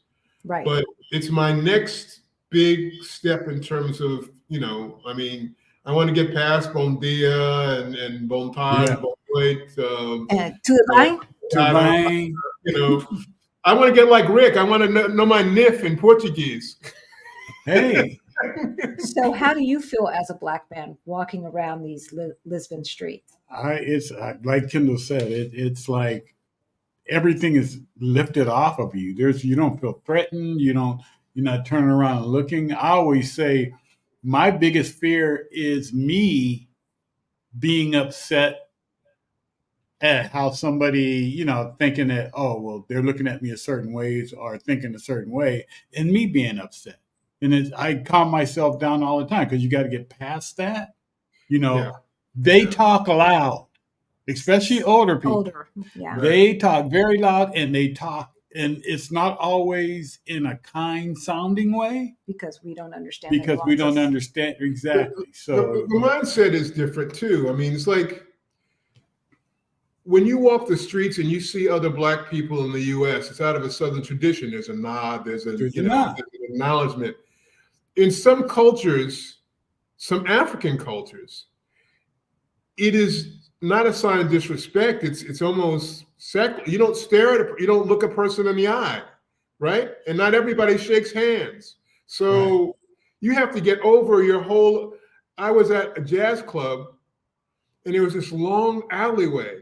My biggest fear in America, I lived in a Black community. It wasn't necessarily the cops or whether. It was Black on Black crime too. You got to get used to, if you see somebody that looks a little raggedy and they're walking down, they're not there to mug you. No. They're here to get on with their business too, So, Exactly. it's Exactly. Our you have whole to- notion of what is safe and what is not safe and what do right. unsafe people in unsafe neighborhoods look like, you have to throw all of that Yeah. out of the window. And- And right. yeah, And you gotta, you have to really put it in perspective. We had the Pope here. 1 million young kids came into Lisbon. They slept on the ground. They slept everywhere. They slept under bridges. Everywhere. Everything was perfectly. You didn't hear any kind of. Some YouTuber said that they want to give away PlayStations, and there's a riot in the middle of New York. It's like, it's just a completely. The reason that I went to Afro Nation is because I saw a YouTube that came out in 19. It was 2019. It wasn't even 20, and they talked about this woman from England that went to a large gathering on the beach in Portimao, and everybody's and it was perfectly safe. That's my kind of. That's why that's I what went. I want to do. Well, Yes. that's why I went. I would never do anything like that in the United States. Not today. I went to spring break in Florida once. Big mistake to go to Miami in spring break these days. I mean, brothers and sisters on the back of motorcycles, half naked, holding bottles of Hennessy. Not a good look. Not that's just a recipe. Culture of character. And Yeah. well, there are so many layers that we have to unpack as people from the diaspora that have lived in America and don't really understand how ubiquitous the psychological trauma is that we deal with on a day-to-day basis, and if you are unaware, then it comes out in other ways that sometimes are destructive. Right. And so where I have compassion for the brothers and sisters who have been left behind because they didn't want to listen to Harriet Tubman. At some point, we do have to take responsibility for our choices. And so, Davida, we so appreciate you contributing to the community. And as you all know, if you're tuning in late, all of our super chat, super thanks, and super sticker money goes to our scholarship fund for Beyond the Bling, Money Mindset Makeover for Financial Independence. We have given away 2 scholarships this week. We have 1 more left.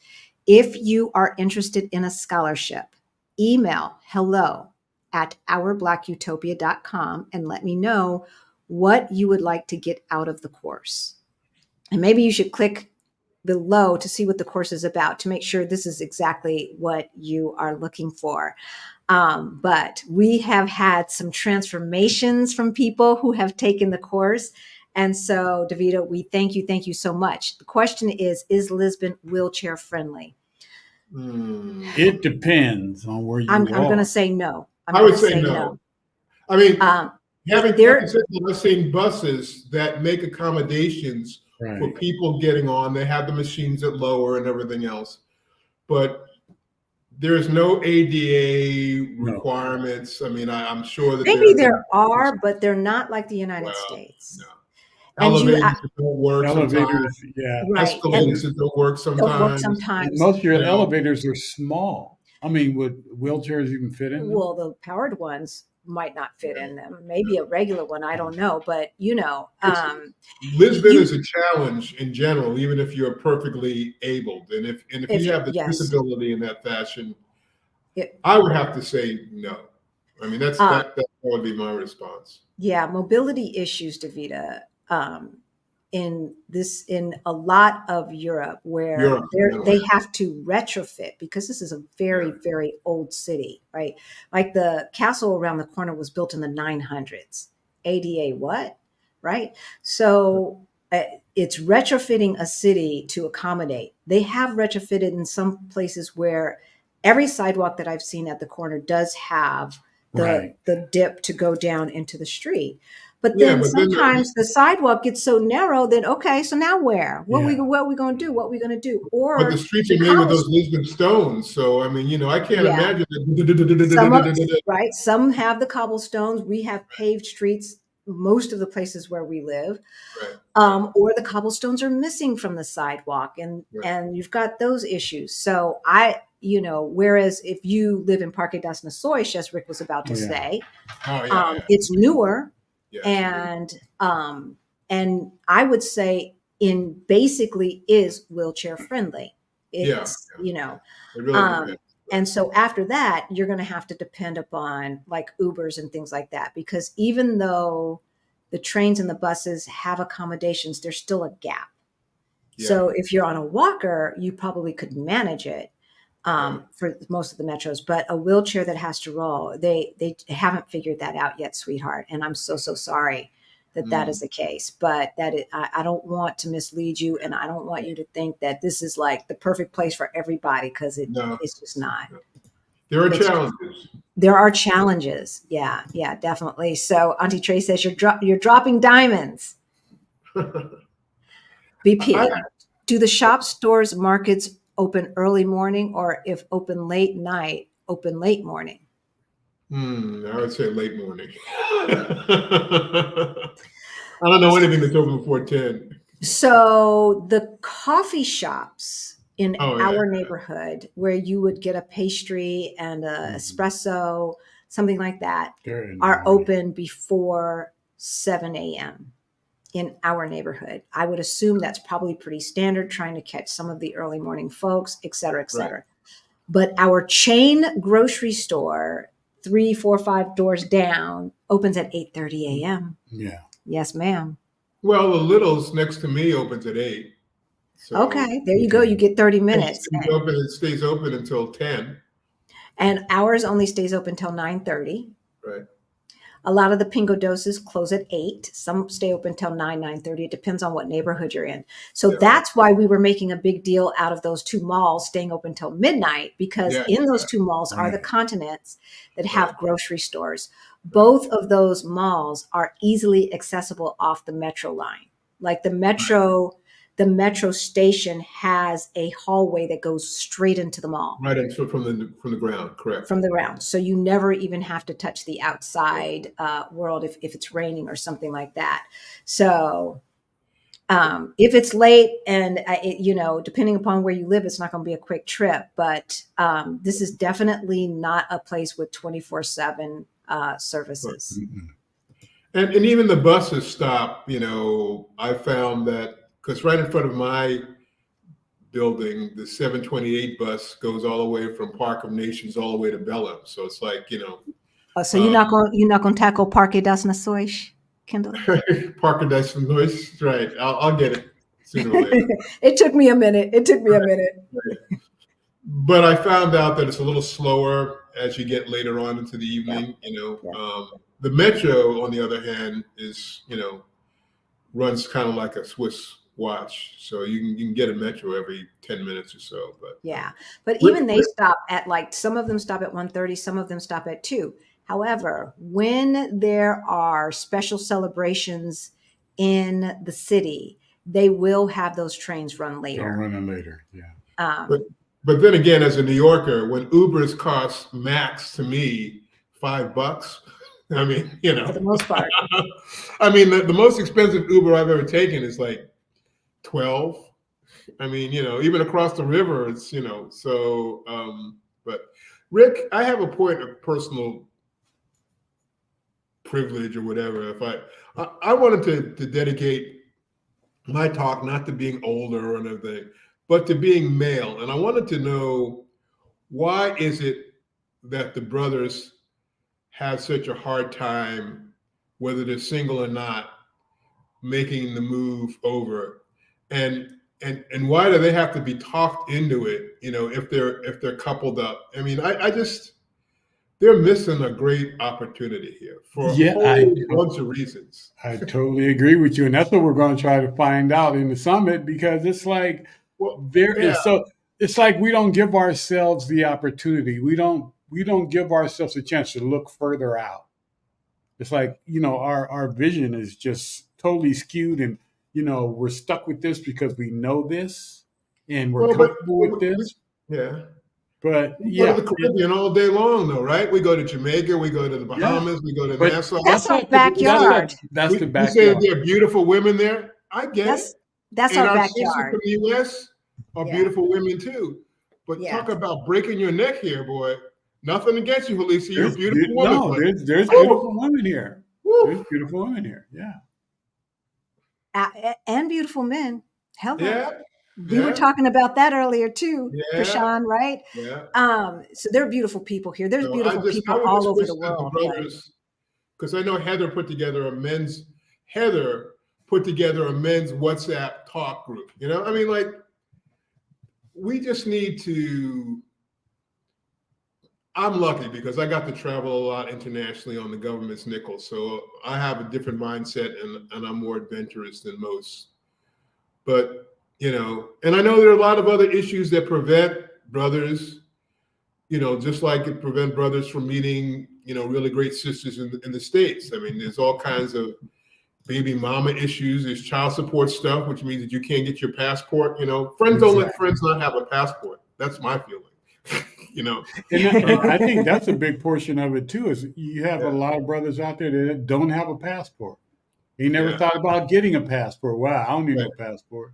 Yeah. Why would you want to leave the best country on Yeah, why earth? would you want to leave here? I ain't gonna leave here. I've had so many friends tell me that, and it's like, Yeah. Head in the sand.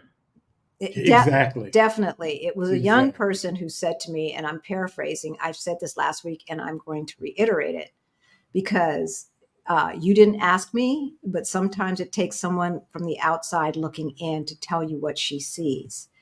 Our world expands or contracts based upon our fear or our courage. And I believe that two things. One, men tend to be more risk averse Yeah. than women. And Okay. they're the ones who take money out of the stock market when it's going down and then put it back in as it's going up, losing money every single time, right? Scared money never makes money. You said it. You said Yeah. it, right? And then the other thing is I found that men are kind of singularly focused, and it's hard sometimes for them to, let's just say, finish up their job while planning a move abroad, while decluttering. Unless they're wired for that or they have to do those kinds of things in their job, like be project managers and manage all of these balls in the air at the same time. Yeah. Men in general just don't seem to be wired that way, right? Whereas women we can be cooking with our baby on the hip and talking on the phone at the same time, and nothing Yeah. burns. I guess those are all great excuses, but I wish someone would come up with a course, just like Michael Jordan set us free from the barber, that would help us out to be a little bit more adventurous and just come over and see it. Just Yes. you know, yes. I mean, you know, and believe that we're not like drinking the Kool-Aid. I think a lot exactly, of them. I think a lot think too that if they leave, they'll be missing something. Oh, FOMO. They'll miss out on something. Not being in the United States, and it's like there's a whole big world out there that A whole big world. you know, and they won't.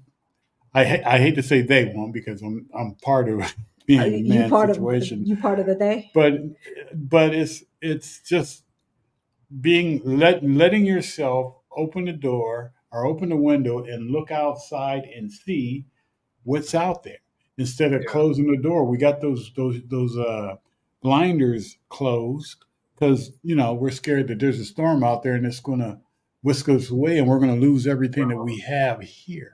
Yeah. I wish, and maybe NACI should be a part. I wish that the Jewish Community Relations Council, there's a lot of them, is, you know, they're part of an override now because of what's happening in Israel the last couple of days.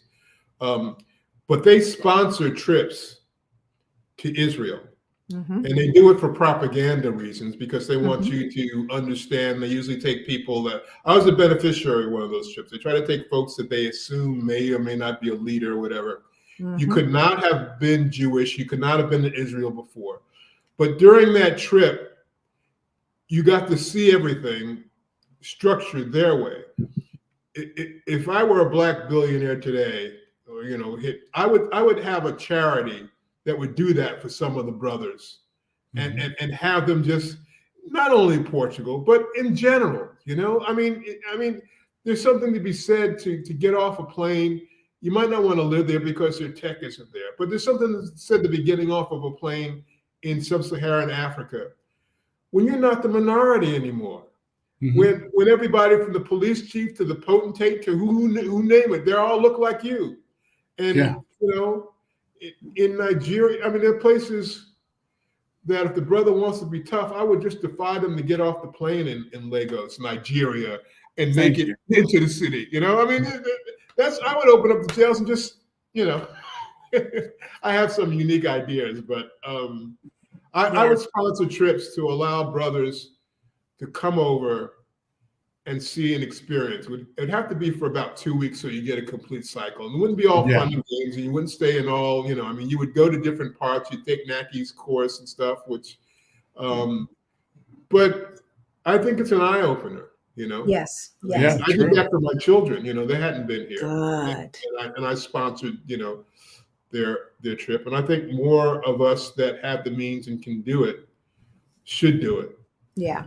So, I mean, and for them to see us older men out here doing it, right. it's like it's okay. Yeah. Right. It's okay. And it's Yeah. never too late. Yeah. So we are going to have at the Move to Portugal Summit, there is a session called Men's Talk. Okay. It sounds like Kendall's going to be participating in that. It Now sounds we like got the audio correct. it sounds like he just volunteered, y'all. But Rick is going to be leading it, and we have a gentleman named Malcolm who is also going to be part of the panel. And it sounds like Kendall is going to be part of that panel as well. He keeps mentioning Naki. Naki is from Togo, and he's been living here for about 10 years or so and does the African Lisbon tour. For those of you who have the All Access Pass, you will get to see the interview that we do with Naki to talk about, what it is like living in Lisbon as an immigrant, especially as a non-American immigrant. We've had some people say, you don't tell the whole story. There's racism everywhere. And y'all know, the family knows that we say that racism is global. Yeah. Anti-American blackness is global, even even in the motherland, even on the continent, right? We can be victims of bigotry from people who look like us. Okay. But Naki is also going to be presenting. He does the African Lisbon tour, and he's going to talk about some of the history that Portugal has played in the transatlantic slave trade, but also talk about how African immigrants are adapting here and things like that as well, so that you can not have just our perspective, but understand that every single person who looks like us doesn't necessarily get to have our blue passport privilege. We realize that these kinds of places, on top of the racism, there's classism. And there is an assumption that if you speak English, if you have that blue passport, if you're from Inglaterra, England, or the United States, Estados Unidos, that you come here with money, right? Yeah. And so that automatically gives you some privilege. I view this as part of my reparations. Thank you very much. When I Thank first you very heard much. that, it was kind of, If they started the slave trade, and now they have allowed me to live in their beautiful country, and live my best life and pay less for it than I Right. was in the oppressive state where everybody and their mama got a gun. right. And you didn't get your 40 acres or the mule. Ain't got no pots and no 40 acres and a mule. Okay. Right. Then yes, I view this as part of my reparations. Sir, with your pensions and Social Security on the D7, do you still have to deposit like 20,000 in the Portuguese bank? After he answers, I will answer. Okay, so here's the deal. They want you to have the whole purpose in coming over on a D7 or any kind of visa is that you are not a drain on the Portuguese society. So they have calculated, I think when I started my process, the average salary annually was like somewhere in the area of $8,700 or something like that. Now that's, That's the whole country. That's not Lisbon. That's not Cascais. That's Alabama and Massachusetts and everything in between. So that's the average. So what they wanted you to have is at least that amount in an account. Now, you figure that your first year, when you get your residency, is going to be for 2 years. So if you want to be safe about it, you want to have at least 2 years. I wanted to have at least 2 years worth of my money in an account. Now, people have gotten away with less. I mean, I've heard stories all around, but I didn't want there to be any question. Now, it wasn't only about the money that was deposited there. Because I'm a pensioner, I was showing on a monthly basis, because they want 3 months worth of bank statements when you're moving over. And then when you get to CEF, they want 3 months worth of bank statements of being in Portugal. I highlighted in yellow my monthly deposits that were going into my account. So it wasn't only the money that I had deposited into an account, it was the money that I was having on a regular basis, so that they knew that I could sustain myself. So basically, they don't want you to be a drain on their society, because they have enough issues themselves. They want you to know that you have a place to stay, because they have enough housing issues themselves. They want to know that you have health insurance, because they have enough. They want everybody to be on their national health program right away. They want you to have traveler's insurance, and the reason they want you to have traveler's insurance is because it has repatriation. And what that means is that if you should drop dead or get hit by a tram, that they don't have to pay to ship your butt back here, your body back to the United States. So the short answer is the more that you can put in, particularly if the rates are dropping, y'all. I mean, they were as low as like 1 to 1. And I've seen them as high as 120, and now they were like 105. So like I'm about ready to to transfer some more money. And this is something like you hear us. Right. This is how you don't allow the fluctuations to impact you as much. Right. And so I would say, Jess, that I would add to that it depends. We did not put 2 years worth of money into a Portuguese bank with 0% interest. I'm not about that life. No, I get you. I understand. I'm not about that life. However, if 2 years means 16,000, that's not that much. 2 years of our living expenses. Oh no, right. Is a different calculation. So Sure. What our immigration person said was to have at least 3 months worth of living expenses in your bank account. Now, if you are renting an apartment for, I know some baller who came here and is renting an apartment for $6,000 a month. Wow. Well, if you're renting an apartment for 6,000 euro per month versus our 1,300 euro per month, obviously 3 months worth of living expenses is going to be very different. Right. So they do look at your lease to see what you are supposed to be paying per month. And then, you add on from there, and there's some probably loose calculation. But she told us 3 to 4 months is all that is necessary, because they also have our brokerage account statements, our IRA statements, our 401k statements, and our regular bank statements, and all of that, where they can see, okay, these people have the financial ability to not only take care of themselves, but to withstand an emergency. And you get into a different tax situation too. For the first time when I moved over here, if you have over $10,000 in a European account, you have to file an F-bar. Yeah. Exactly. First time what's that? I had the accountant was doing my stuff, and all of a sudden, it cost me a little extra this year. So, but and let me tell you, well, you can go to church, but you can do it yourself. It doesn't have to cost you money, and it's not necessarily for taxing, because they've already taxed that money. Right. But babies, if you didn't watch Expat Taxes, go back and watch that. If you are coming to the Move to Portugal Summit, Katrina, who is the guru of expat taxes, she will be on there to talk about what you have to do as an American citizen to make sure that you are in compliance and not paying $100,000 in fees because you had $2 over 10,000 for 3 days. And you didn't. Right. And you didn't And you didn't file file and let them know. your FBAR, and it's only due once a year around tax time. So that's that. And so ESON 1, the NHR,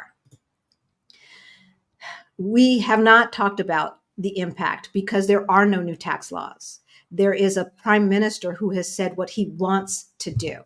Just like Biden said he was going to eliminate everybody's college debt. Yeah, we saw how that worked out. Ask my Or- daughter how I was working for her. Okay, it's a political move. Yeah. Both for Biden and for this prime minister, based upon some real serious situations. Yeah. I'm not sure, like, that's going to make some people happy to hear that, but I'm not sure it's going to get the desired results that he wants. And I'm not criticizing my new government at whatsoever, but I'm just saying that there is a parliament, there are parties, and there has to be a bill on the floor that has to be negotiated between all of the stakeholders, and somewhere down the line, something will come out and there will be some adjustments. We don't know what that's going to look like. He also said around this time last year, he was getting rid of the golden visa. The golden visa was Well, that gone. worked out, right? The golden Well- visa is here, babies. Now, what he did realize, and what I was suggesting all along, because, it's easy when Monday night quarterbacking or whatever you call it. Armchair quarterback. Right. Armchair The financial quarterbacking. There interest you has go. something to say about that. Right, exactly. So my thing is, why would you get rid of the golden visa for people who want to start businesses or invest in a business, when folks always are going to need jobs and they would love to have higher paying jobs? I can see them getting rid of it for private housing, because we have a housing crisis and people are being exploitive and taking advantage of folks. So, and that's exactly what he did. He got rid of it for housing and kept it for everything else. So I don't want folks to panic. There will be some changes. He's going to propose some things in the next month between now and the summit. Our tax person, our Portuguese tax person, who we will have talking at the summit, is following it very closely and is making note of all of the potential changes that will affect NHR or affect immigrants. Now, and that goes for Portuguese immigrants too. So if they've been out of the country for 20 years and they come back home, but they haven't been a tax resident for 5 years, they get to sign up for this too. So it's not just Americans that this is affecting. This is affecting everyone who was not a tax resident for the prior 5 years, or maybe it's 7 years, either way, right? So that could be Portuguese folks as well as non-Portuguese folks. I think that there are going to be some folks who have something to say about it. And somewhere down the line, just like he went from 0% to 10% on pensions, and no one necessarily, Isan, pays the rate, just like in the United States. There's write-offs. That's why we give our NIF number, our tax ID, everywhere we go. That's why your contract for your house has to be registered with Financia, because you need to, you can use that, all of those receipts, it's all online, and write a portion of all of your expenditures off, be it for medicines, whatever you have to come up with medicines, and it's nominal, for groceries, and et cetera, all of that stuff, you have the ability to write some of that off. So you're not necessarily even paying that 10%. Okay. Right. Plus the money that they are taxing pays for their universal health care, which is true universal health care. It is true universal health care. Because somebody was asking a question, a healthcare question earlier on. I don't know who it was. Okay. If you've put a Q in front of it, then I've got you in the queue. So the hide and there. Okay, very good. So if you are thinking about Portugal, you need to be coming to the Move to Portugal Summit, because we are going to have the latest information, and she's going to give you some scenarios to think about. What she is not going to do is say, ask for Kendall's personal information in the summit, right? And how much is he bringing in this and that and the other, and then tell him and give him tax advice. That's not what's going to Right. happen. So don't come with your personal information, but she will give some general scenarios that should at least give you an idea for each type of situation. All right. So hopefully I answered your question on that, and got to give a shout out to Angel. Is Thank the real you, estate Angel. market open to investing for foreign residents? Is that a possibility as extra income? Yes. It's not Mexico, and they don't have those kinds of rules, but it no longer counts towards a golden visa. That's the only thing. So thank you for the super chat money. Of course, you guys know it goes to our scholarship fund. However, we do not suggest, we are going to, okay, first of all, for those who have all access pass, there will be a real estate expert that will be giving a presentation to the all access pass holders. For those who have the general pass, we have two folks who are coming on, that to Americans who have gone through the real estate process. One bought a single family home, one bought a building and is renovating it. Okay. So you will get those two different scenarios. Both of those folks have either been coming to Portugal for years or have lived here for years. You really do need to understand the market and the laws, and be here long enough to get some experts on your side that you can trust. Just because somebody on the Facebook group said, oh, I use so-and-so and they good, doesn't mean that they really are good. I'm sorry, it just doesn't. And we make a lot of assumptions based upon what we know in America when it comes to real estate. The market doesn't move here like it moves there. The laws are very, very different. When you talk about earnest money and it being 2 to 3, 4, 5%, people are asking for 30, 40, 50,000 euros in advance, non-refundable. There's just, okay, it's a lot. No multi-listing. No, there's no MLS. So if you're coming to the Move Portugal Summit, you will get the 411. But just to suffice it to say, investing in real estate here can be a winner, but you need to do it with caution and really understand the market ahead of time. Yeah. I mean, there was talk about there being a bubble, and people said, what bubble? You know, I mean. Right. And so Colleen, who is going to be doing our real estate, she's also going to be giving an outlook for 2024.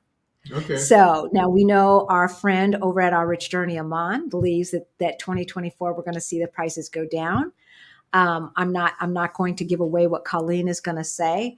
But, I don't know who has the crystal ball, because, Aman and Christina have been following the real estate markets, both in the U.S. here for a while. And I can't, and they ain't no dummies, right? They're no slow leak on a Tuesday. Very well. On the other hand, we've got a Portuguese person who's lived here all of her life and worked in real estate and is an attorney as well. I believe she's an attorney as well. So we'll see. We will see. So Anita, who is the nice looking man? Face, red heart shaped, red face. Okay. So she must have little icons, and I can't see them, because we're on a third party app. So Kendall is a resident of Portugal, and and he is the man with, he must be talking about you. He is the man with the champagne. Okay. He is the man who brings class to our community. He comes with it. You see, he's got the pocket squares, and I'm in my jean jacket. I did put on my silk sweater for you though, Kendall. This is just for you. Because I knew. You folks are too kind, but flattery will get you everywhere. So are there opportunities to volunteer in capacities that would enhance the learning of Portuguese? And the other thing is, y'all, so if you go to Couchsurfing or any of those kind of apps, you can do meetups. There are meetups for language exchanges where a Portuguese person wants to learn English and practice their English, and you want to learn and practice your Portuguese. That's all free. That is all free. And I'm sure that you can volunteer at the libraries, the freguesias. They have events that they take volunteers and stuff like that. However, I'm not sure if you can volunteer unless you have at least some transactional Portuguese. Maybe for a church. Churches don't turn anybody away.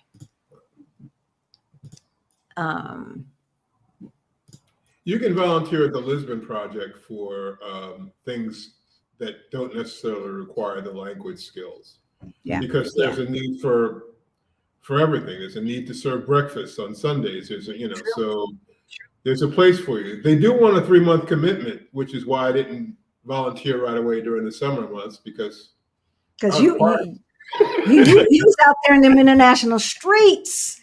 And also Web Summit, they have volunteer opportunities. And we have here in Lisbon, I'm not sure if it's all of Portugal, it's called Mercy House, but it's in Portuguese. I don't want to butcher it. So it's Casa Mir, something like that. That means mercy. They're everywhere, and they probably take volunteers too. They help the homeless folks here. And they are when I say everywhere, there's like 3 in every single freguesia neighborhood, etc. So BP, if you are paying anything more than 85 cents for an espresso, you are paying tourist prices. Right. If you're paying a €1, those are borderline tourist prices. Anything more than that, you're paying tourist prices. So, all right. And if you ask for a coffee, it's going to be an espresso. If you want an American style coffee, ask for cafe con leche, or or maybe an Americana. But the coffee cups are here. It's interesting. I noticed that for that one shot of espresso, guys tend to stand. Yes.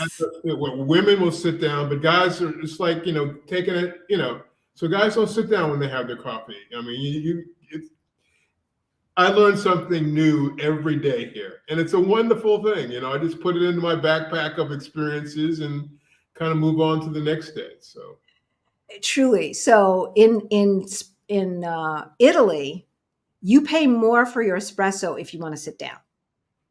Oh, maybe that's part of it. Right?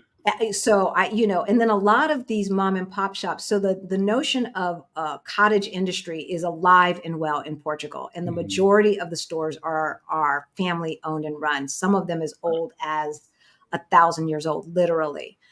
Yeah. I think 500 years. The oldest one I was told is in the 1500s, and is still operating today.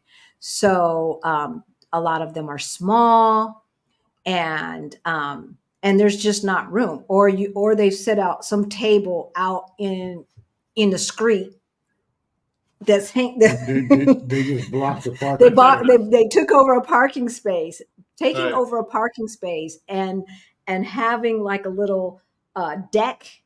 They put some little fake flowers around it. Shoot, they make a restaurant. You got a restaurant, baby. They make a restaurant. You got a restaurant.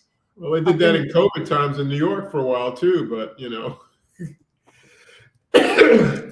Can you have a speaker provide FAQ exemplars? It will be helpful for future chats. I think Jess, you're just saying an FAQ sheet is what I think you're saying. And yes, I believe I can. Kendall, you're a Renaissance man, a man of style, an avant-garde vibe. It's quite refreshing. What else is on your bucket list to experience that you haven't yet and look forward to, that you haven't yet done and you look forward to doing? There are so many things. To give you an example, everybody that comes here, whether they're on a scouting trip or on a or just as a tourist, everybody's been to Sintra probably a couple of times. I've been coming here since 2021. I have yet to get to Sintra, but that's like being in New York and not getting to the Empire State Building, Yeah. or I've been on the big bus tour everywhere in the world except for New York. So eventually, every Uber driver that I met recently has lived in between Lisbon and Sintra. So it's got to be, so what I've been trying to do, and you can do this once you get past a certain age, you can get your all access. I call it the bus pass. It was the you haven't gotten your Navigante card yet? Yeah. I'm going to reach over here and grab my Navigante. Oh, bus you got card. it. Yes. You got And your Navigante card. It's the first thing that I got here. oh, you know? good. And I was so proud. I took a picture of myself getting it, you know, and I sent it to my family. But what it allows you to do is all day long, you know. So what I've been doing, I get on a bus and I'll just take it wherever it goes. I mean, eventually I'll get back to, you know. So I've been exploring neighborhoods. Good. An Uber driver from Cape Verde told me that there's a lot of there's black people that live everywhere, but he said that Almadora was a place that, so Almadora starts right if you're on the blue line, which I am. I get on to Santa Apollonia, which is the end, and you take it to the other end. Eventually, you cross over into Almadora. So the other day, I took it to the very end. I got out, walked around. I'm looking for the hood, y'all. And then I went to another station, got out, and walked. So I've been doing a little bit of that. When I first came in 2021, I was walking near the ferry terminal, Okay. and I saw crowds and crowds of black people that were getting onto this ferry. I said, I don't know where they're going, but I'm going where they're going because I want to see where they're going, right? Right. And so it cost you next to nothing. I got on the ferry and I went over. Unfortunately, this particular ferry on the other side, there was also a bus terminal. So a lot of them got off and jumped on local buses, you know, and that was a stretch too far. But I did find a wonderful little Cape Verde bar on the other side. Now, which ferry did you take? I didn't take the one. I didn't take the Cache de Sort ferry, which is, you know, going towards Bellum. I took the one that was closer to Parque das Nações. To the major square, the main commercial, perhaps the commercial. Praça de Comércio. And you can walk to it. And that ferry goes in the other direction. It takes a little longer. Yeah. In fact, that's where they're supposed to be doing another airport, you know, because the airport is like overloaded. I heard that. Building an airport over there. So I went around there to look at real estate. So there's a number of things that, but on the Renaissance man style, and thank you so much. Like I said, flattery will get you everywhere. And this may sound snobby, but I really like to wear a tuxedo. I mean, I used to travel internationally with a tuxedo, and I can tell you stories about that. But so I'm looking to find places that I can go out black tie. And I found a tailor that will make me accustomed to, I've been lucky, I lost some tonnage. And I said, well, where do people go? He said, that's not really a thing. But I said, what about the casino in Estoil? So I may have hit on something there, right? So the casino in Estoil has a special room, he said, that they have for just black tie parties. It's called the Silver Room, you know? Okay. And if I'm blessed enough to be here for New Year's Eve, which looks like going to be the case, I may make it down to Casino de Estoil and do my little James Bond thing. Well, you know, I've got some bling bling that I'm trying to figure out where I'm going to wear it to too. Yeah. Right now, it's just under the bed. There are some organizations, like there's a very snooty organization. I shouldn't say that. Now they're not going to let me become a member. I just joined. I just joined because they had a 4th of July party. It's the American Club of Lisbon. Okay. So the American Club of Lisbon, we're used to having hot dogs and hamburgers. Right. The American Club of Lisbon on the 4th of July had a garden party at an exclusive men's club where you had to wear a jacket. So, you know, I got rid of most of my suits. I kept a couple of jackets and stuff, but I got to sport my little suit. The American Club of Lisbon just recently had a end of summer soiree, which I saw that. Saw that. Right. Yeah, saw that. So then I wound up joining. Now, the American Club of Lisbon, just like the other snooty things, You have to be sponsored. You're supposed to be. I think they're really only after the cash. Sponsored by. See, I'm going to get kicked out, and I just joined. As long as you get a refund. It's supposed to be sponsored by a member. Just so happens when I went to the recently end of summer party, a member of my church is Kendall. How are you? You know, There you he'll go. sponsor you. You know, he sponsored me and went off to London for the weekend. You know, and they're Okay. having a bunch of events. They're having a luncheon at the Jockey Club and this. I mean, there are some magnificent venues here, more so Yes. than you would ever find in the United States. And it doesn't take much to dress them up because they're already a couple of 100 years old, you know? So, And right, you know, and they just have character and just right, class and sophistication, and they have music. I mean, one of the first things that I did when I came here, I went to the University of Lisbon. They had a classical music concert, there you go. Yeah. and it was free. Yep. They also had Opera Fest here, Yep. and they had Carmen, and then they had, you know, again, prices are, you know, the opera in New York, and I had a hookup, but the opera in New York is $150 a ticket minimum, and you're sitting in the nosebleed seats. Right. My Opera Right. Fest tickets, okay, it wasn't the Metropolitan Opera, but the tickets were $35, y'all. Yeah. You Yeah. can be a And right. And the Opera House, even they have like Citizens Days. yeah, yeah. Where, right. Where it's free or close to free. Yeah. So will you have someone in the summit speaking on the new tax changes? I answered that, Kay Renee. Yes, we will. Assuming that it's going to change by then, we will give you the information that is available at that time. As we said, just because the prime minister said something does not make it law. It's a parliamentary government.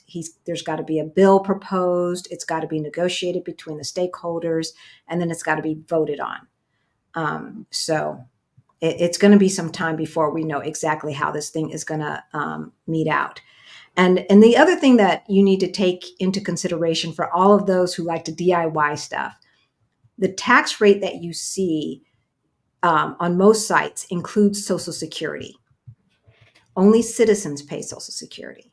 So temporary residents don't pay into it until they become citizens, okay? Which means you don't qualify for it either, obviously. Most men on your show are coupled. More single men may encourage more men to be adventuresome. Look, VP, I have been asking these men. I have been asking. There are plenty of single women, free spirits venturing out. It's the men. So, I have been asking. Yeah.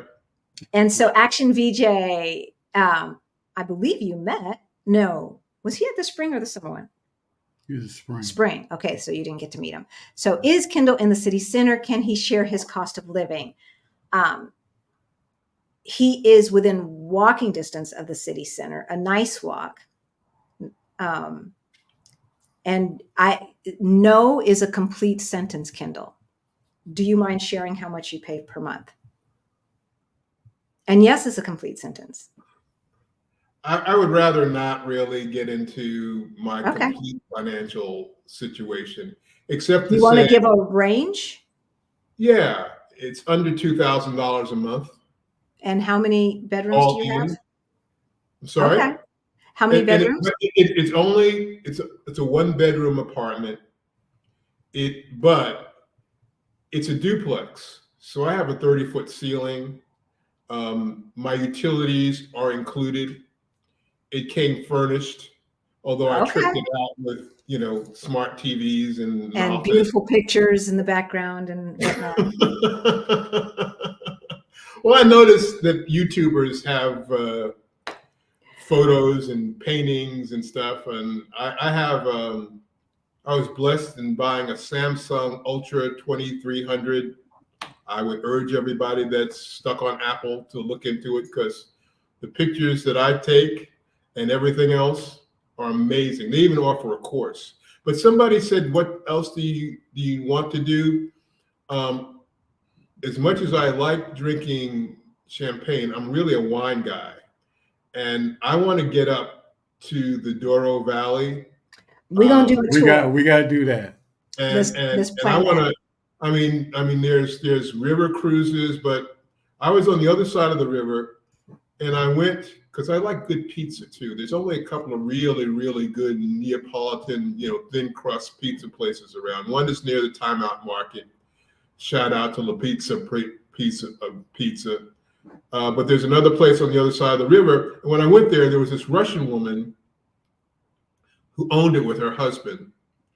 But the pizza was amazing. But she was a wine person, And once I start talking wine, it's a whole nother level. I mean, we were talking about being a sommelier, and then I got favorite wine movies called Somm and Red Obsession, and about narrated by Russell Crowe, who tried to corner the market on the Bordeaux.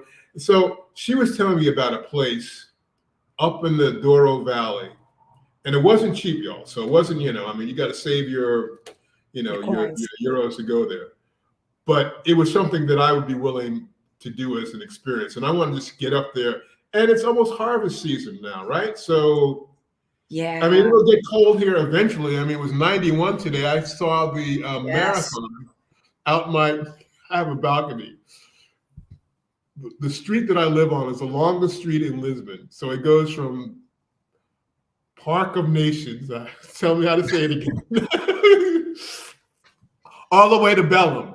Okay. But it's flat and it's on the river. Yep. When the Pope came, his motorcade went down, So today I hear this drum beat outside and I go out to the balcony and there's these young girls with drums. So I went to Lidl's to pick up some stuff and I'm going, what's going on here?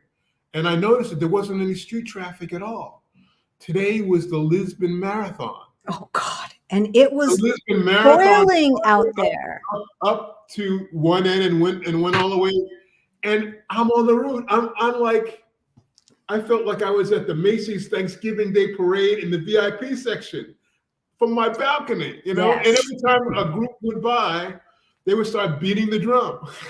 I love it. So, and those are the kinds of things that these are the hidden gems that you just don't know about. Right. And so I'm sorry, Rick's not feeling well, so he might be leaving us. Yeah, he hasn't been feeling well for a minute, and so he went to the doctor. So they're getting that straightened out. It's nothing serious.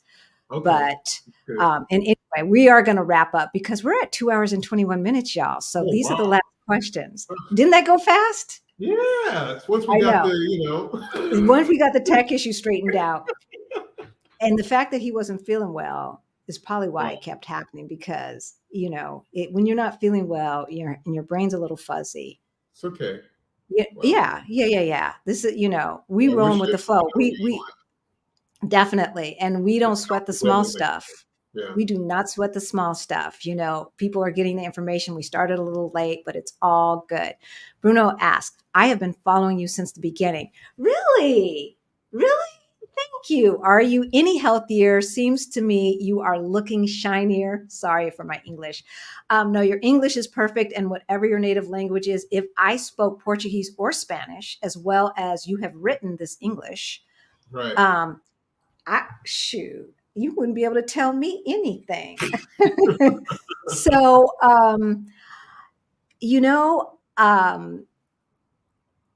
I don't have I had chronic back pain for the last year of my time in the States. And it did not disappear until I left Portugal from my scouting trip. So that was June 2022. And that was stress. So I know that my health has to be better because I'm not stressed out. My hair is not falling out anymore. And I couldn't eat before. So I was like 120 pounds. Now, that's my high school weight. And at 59 years old, I don't need to be that skinny. I need to lose a couple of pounds because I put on weight in Spain, and in the United States. But so I am definitely mentally healthier. And I did get my blood work done and it looks about the same. So that's good. But I've always been very fortunate with that.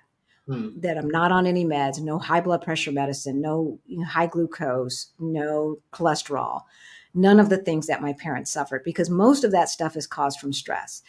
And I think, that being here is going to elongate my life. So thank you very much, Bruno. I so appreciate it. And I'm feeling good and I'm happy. And it's much easier because, okay, y'all, we were in Bika, which is the center of the tourist section, where all the bars are, where the young people hang out, where the old folks hang out too. Shout out to Hernanis. And we left Krishan and family at the rooftop bar and went to the taco spot. Now these tacos, if Mexico is a 10, I'd say these tacos are a 9. Wow, it's pretty good. Yeah. All they need is more cilantro. Okay. For me. And they're street tacos, but they have birria and they have al pastor with the pineapple marinated into the meat and all of that good stuff. So we're there minding our own little American business, probably laughing too loud, but definitely not being rude.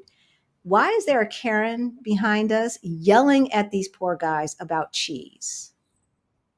She refused, like she would not look up. First of all, they speak Spanish, not Portuguese. They understand English, but were pretending like they didn't. I was like, she's like, I just want to buy some cheese. First of all, these are street tacos. Get that Tex-Mex stuff out of my face. Right. That's number one. She was white. She was drunk. And I was embarrassed for her, but I wasn't embarrassed by her because that's a her thing. Yeah. But bringing that American ugly energy. What I don't understand is why, and I've seen this happen in Paris and so many other places, that Americans go abroad, they don't speak the local language, and somehow they think if they can speak English louder, right, it's going to make them understand.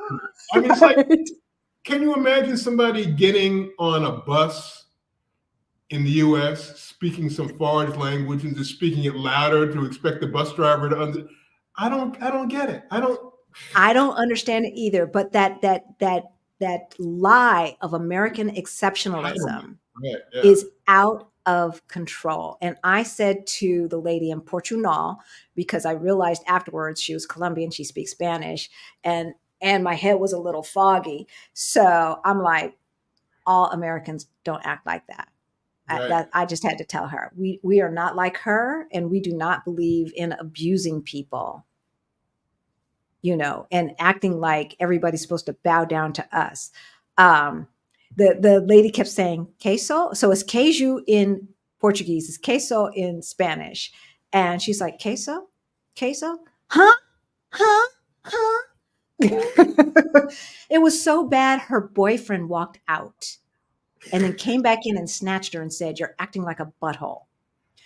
Then what happened?